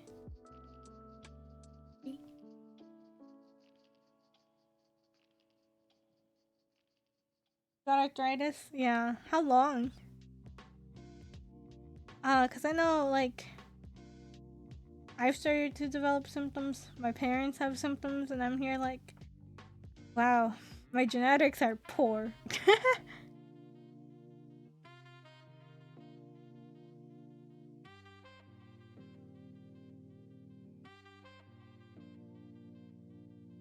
Is Ray still here? I know she's the one that wanted to break down more complicated poses into basic shapes. General rule of thumb. I like to have something for the main torso mass. The like flexible middle waist part of a person, and then the pelvis, butt, hip area, and you have the shape for the butt. You're here. Yeah. But like, does this make sense? You can guess the wrong email? What? Oh no, having arthritis in your legs just seems like a annoying, like the worst place to have it out of any. Guess the wrong email. That me, Donna. But Ray, I recommend you breaking up human bodies into their basic shapes here, and then like as you see where I have the blue. Wait, that's not blue. Like the blue here. These are where fat would be and how it would fold. So again, fat in the butt. And then after you break down a reference, you can turn off your reference. Or, actually, I recommend lowering the opacity. Getting another canvas and trying to recreate the basic shapes. And after you recreate the basic shapes, turn those off. Use your reference to like clean up the basic shapes and make them look more like your reference.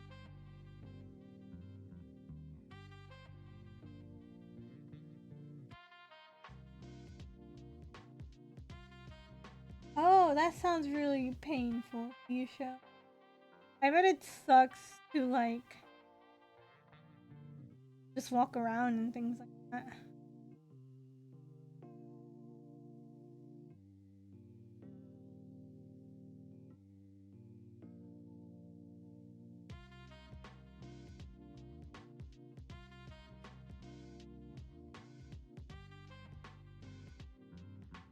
Alright, here's a easier one to break down.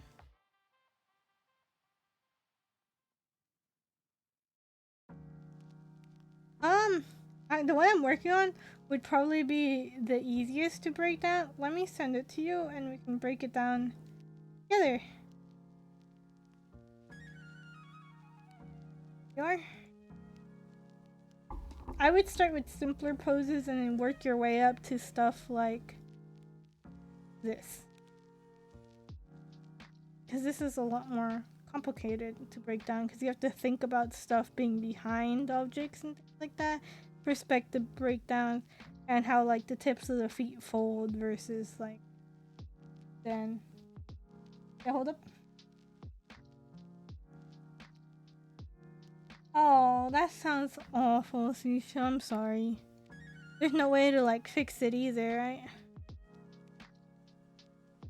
Hydrate. I already need to go to the bathroom. Alright, I learned my lesson. I go bathroom. I will be right back.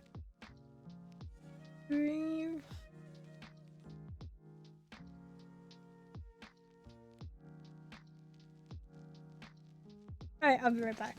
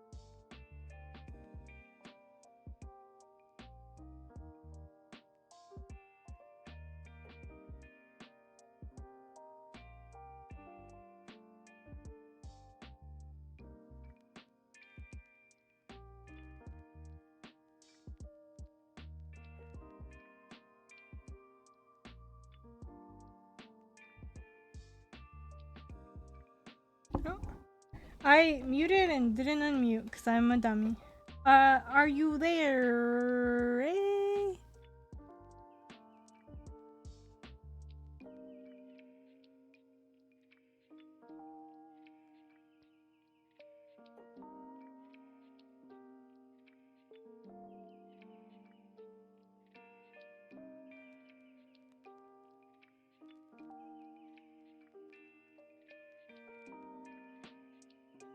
Yes. Alright. This lady has a long neck. So like when you like, cause I'm gonna work on simplifying. So I'm gonna want you to redraw her. You can shorten her neck and stuff like that. Things like that. But generally, let's see. Here's her elbow. Here's her waist. Keep note of that. And this is her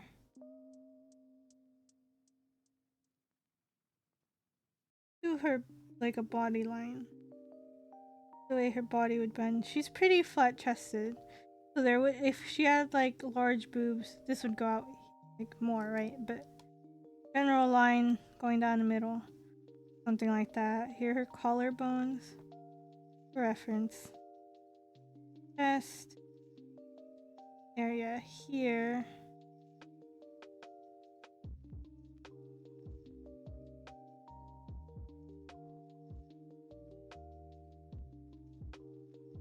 And here's the neck joint here.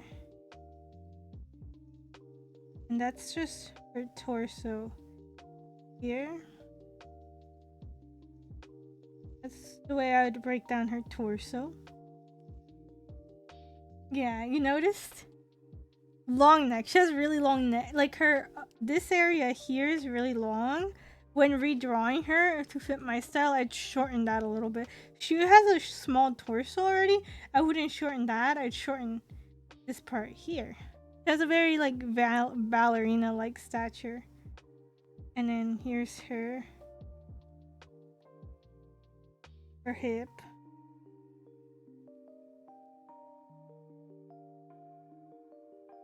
Those joints. Doesn't have any hip dips.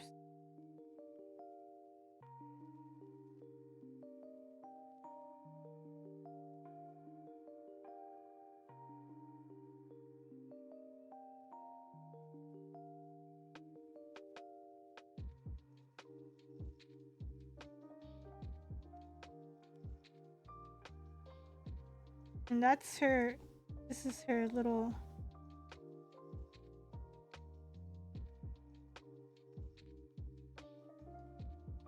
body part there. Hello, Zelna. Confusing.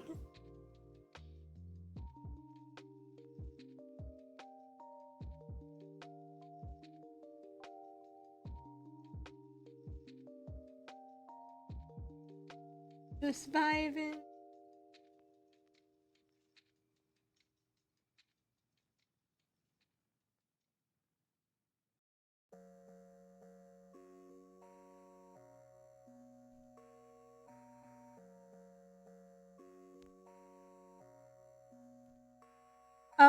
lagging to consume the info? Yeah. Got that earworm from the music? Hell yeah. Turn off the music a wee bit.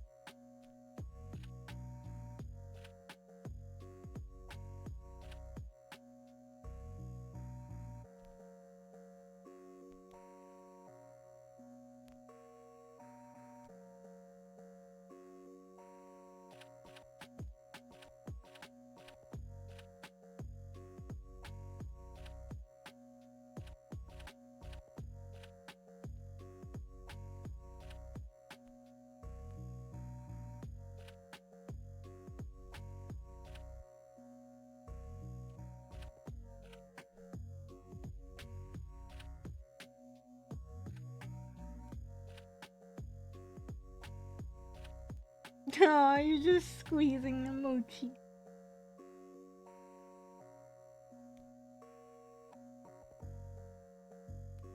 He has very thin arms. Very, very thin arms. Sona as a wolf model. Love key. Alright, can either you or Zona, can you guys send me your like your reference for your character, because I don't have it on hand at the moment, and I shall do that for y'all real quick.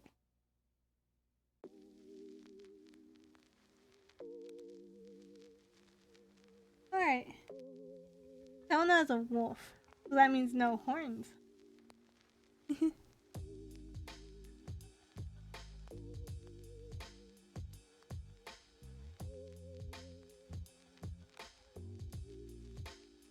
No horns. Okay. I got it.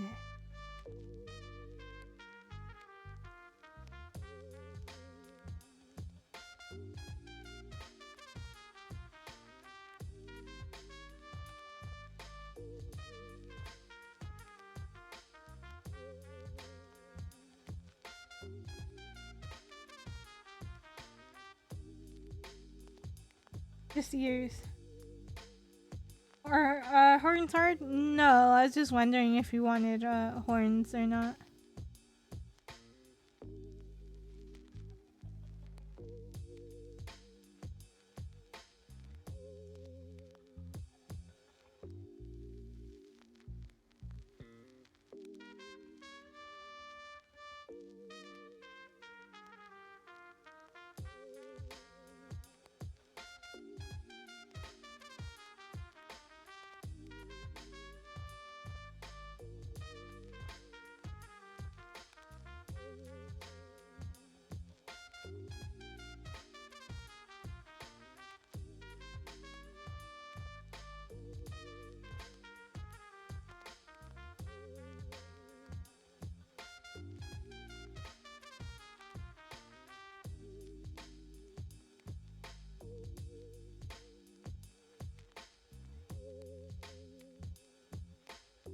A sec.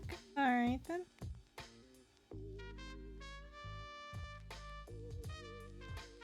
Spotify for not making excited single for my music. What do I even use? I don't even know the playlist I've been using. Inspired now what? Turn off the reference and try to draw your simplification. Like redraw what you drew. It might take a few tries at first. And I will send you the way I simplified it too, so you can use mine for reference as well, in case you're having issues.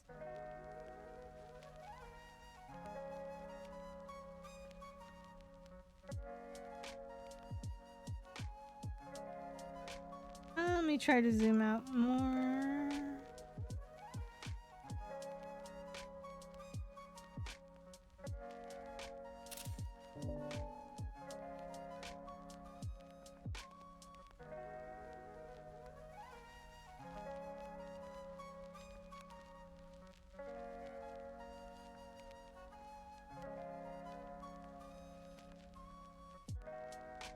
Alright then. Let's get you your simple sketch. Redeem going.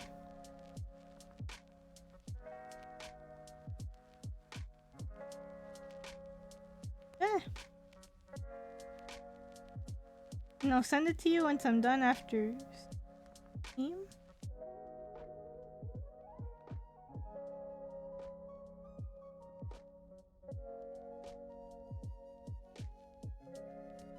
No problem.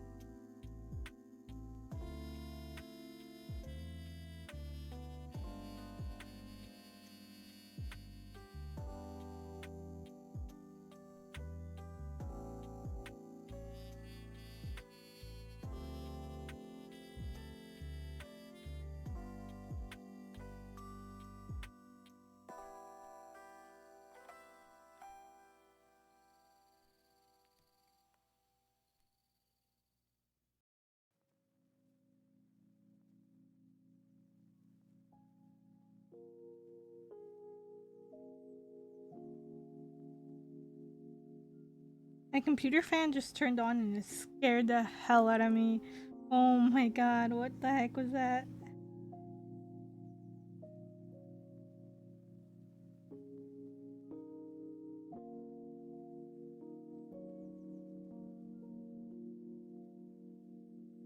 It goes room or thing.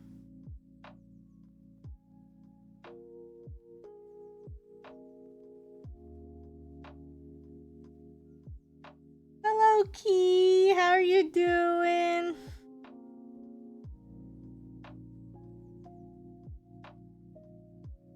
Stone.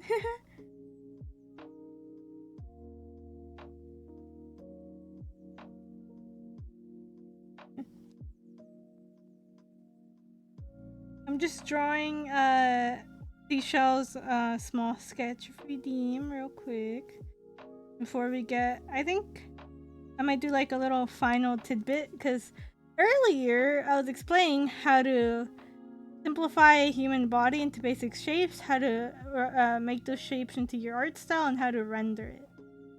That's what I was doing. Join the stones! Hell yeah! All the stones.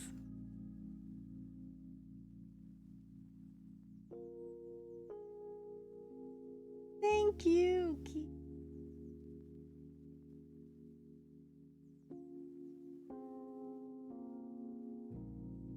This is a little.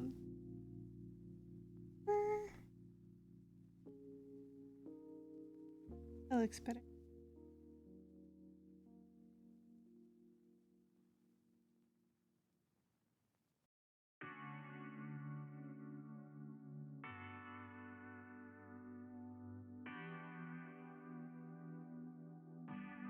Oh my god, I just turned over to my other screen and it's all stones.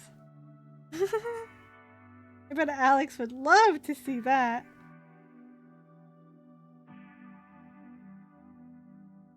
All the stones everywhere.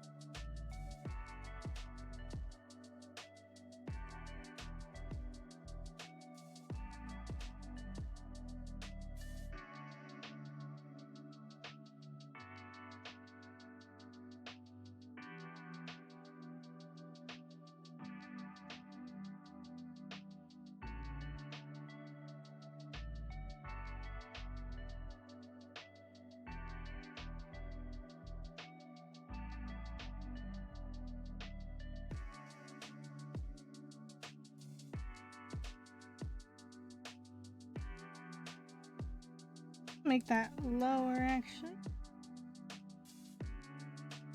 Yeah, that's better. It's a little too. There we go. That's better.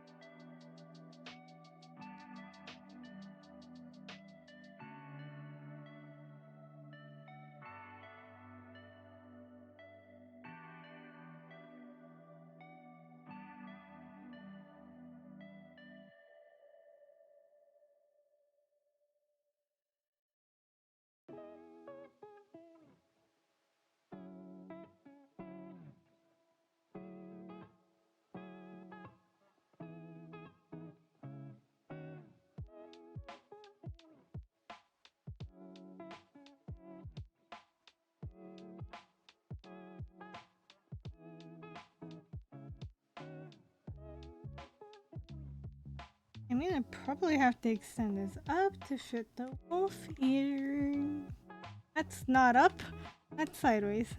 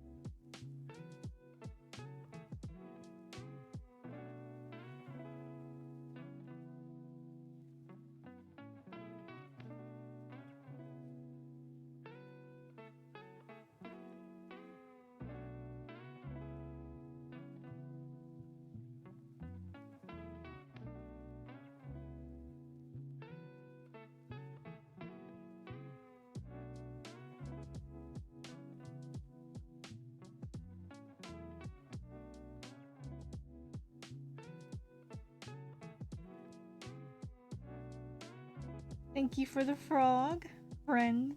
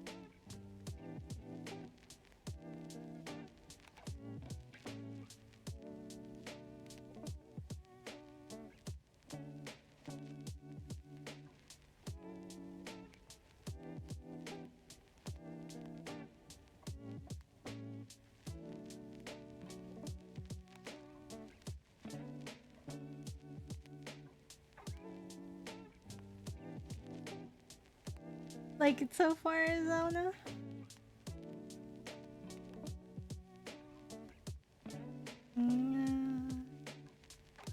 Bit of color here.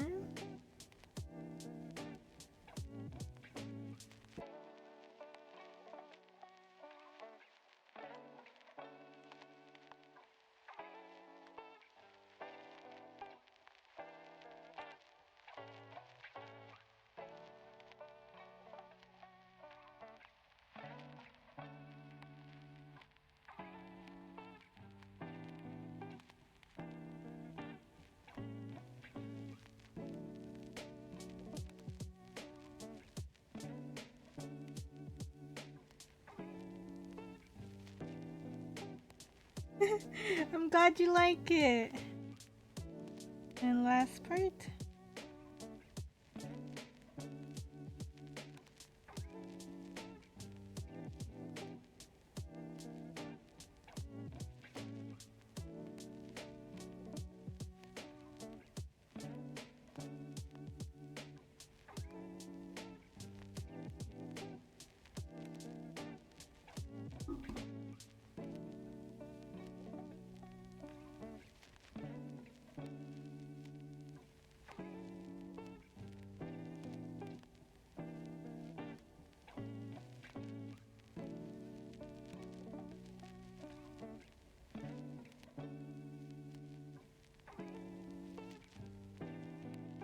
Alright then. I'll like edit it a little bit, like crop it and stuff off stream, and I'll send it to both you and Seashell.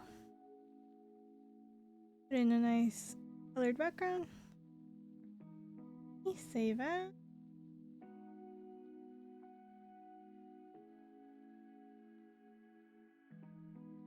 Glad you guys like her. Alright, I am getting hungry. So I'm gonna, for the people that came for drawing tips and stuff. You did it? Oh, you better show me, Ray, by the way. I'm gonna give some final notes of... I'll probably post, this little thing on Twitter later. But, okay. Final notes. If you could, with practice, if you could break down a body like this, you can usually recreate the body on the canvas, and then you can use the base reference to render it and see how light works and stuff. Like, you can see this base shape, and on this one you can see how light would hit this shape here.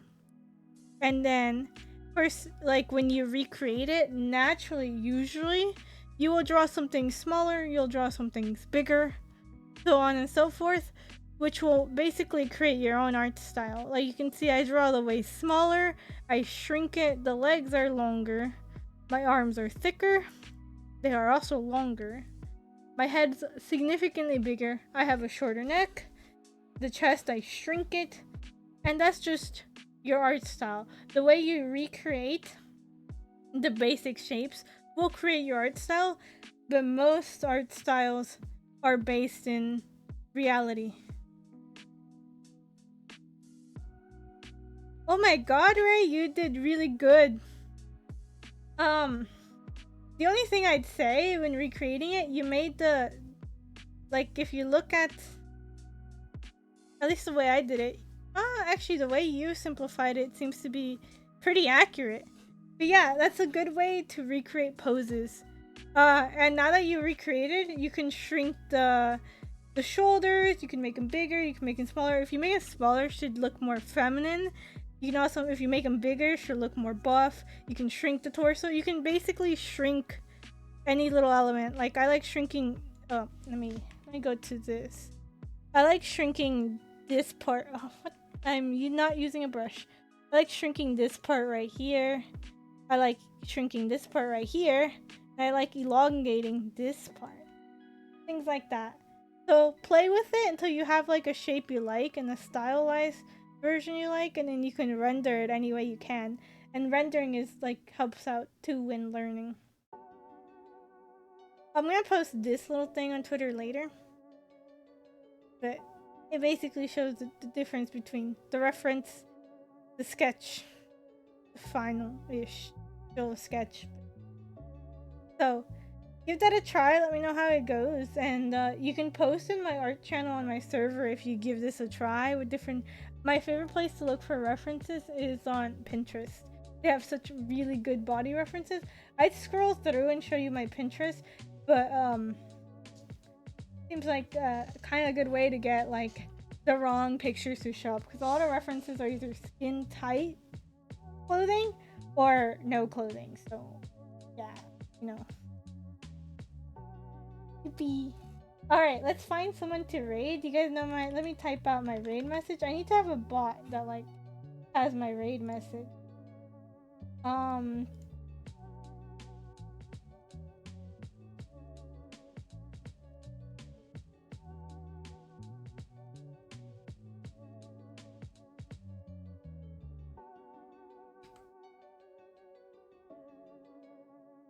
Here is my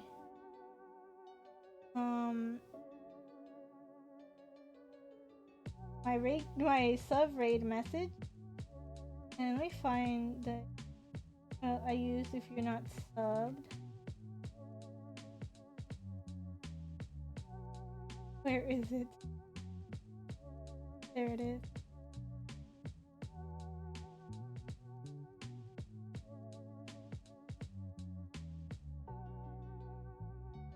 And then here's my not sub raid message.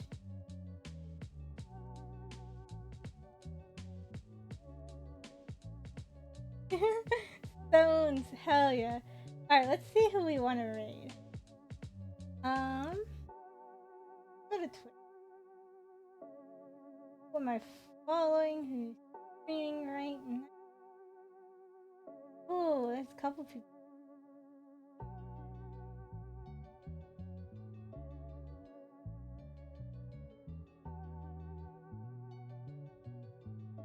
Haven't I rated?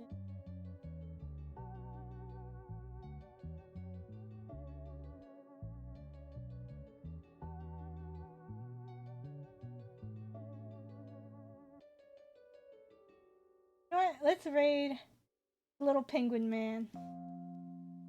I'm raiding him in like 2. Penguin Man.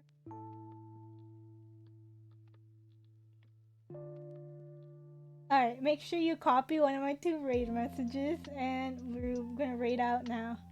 Thank you for everyone stopping by, and thank you for all the people who were here just for watching, either trying out the thing. And if you guys try out any drawing tips that I gave or anything, bye Art Ninjas, Seashell, Ray, Zelna, everyone here, all the lurkers. I really appreciate you, and if any of you try out any of the art tips I gave, feel free to post them in our channel on my server. I'll look through them and I'll be like, woo! Little penguin boy, heck yeah. Alright. Bye bye all.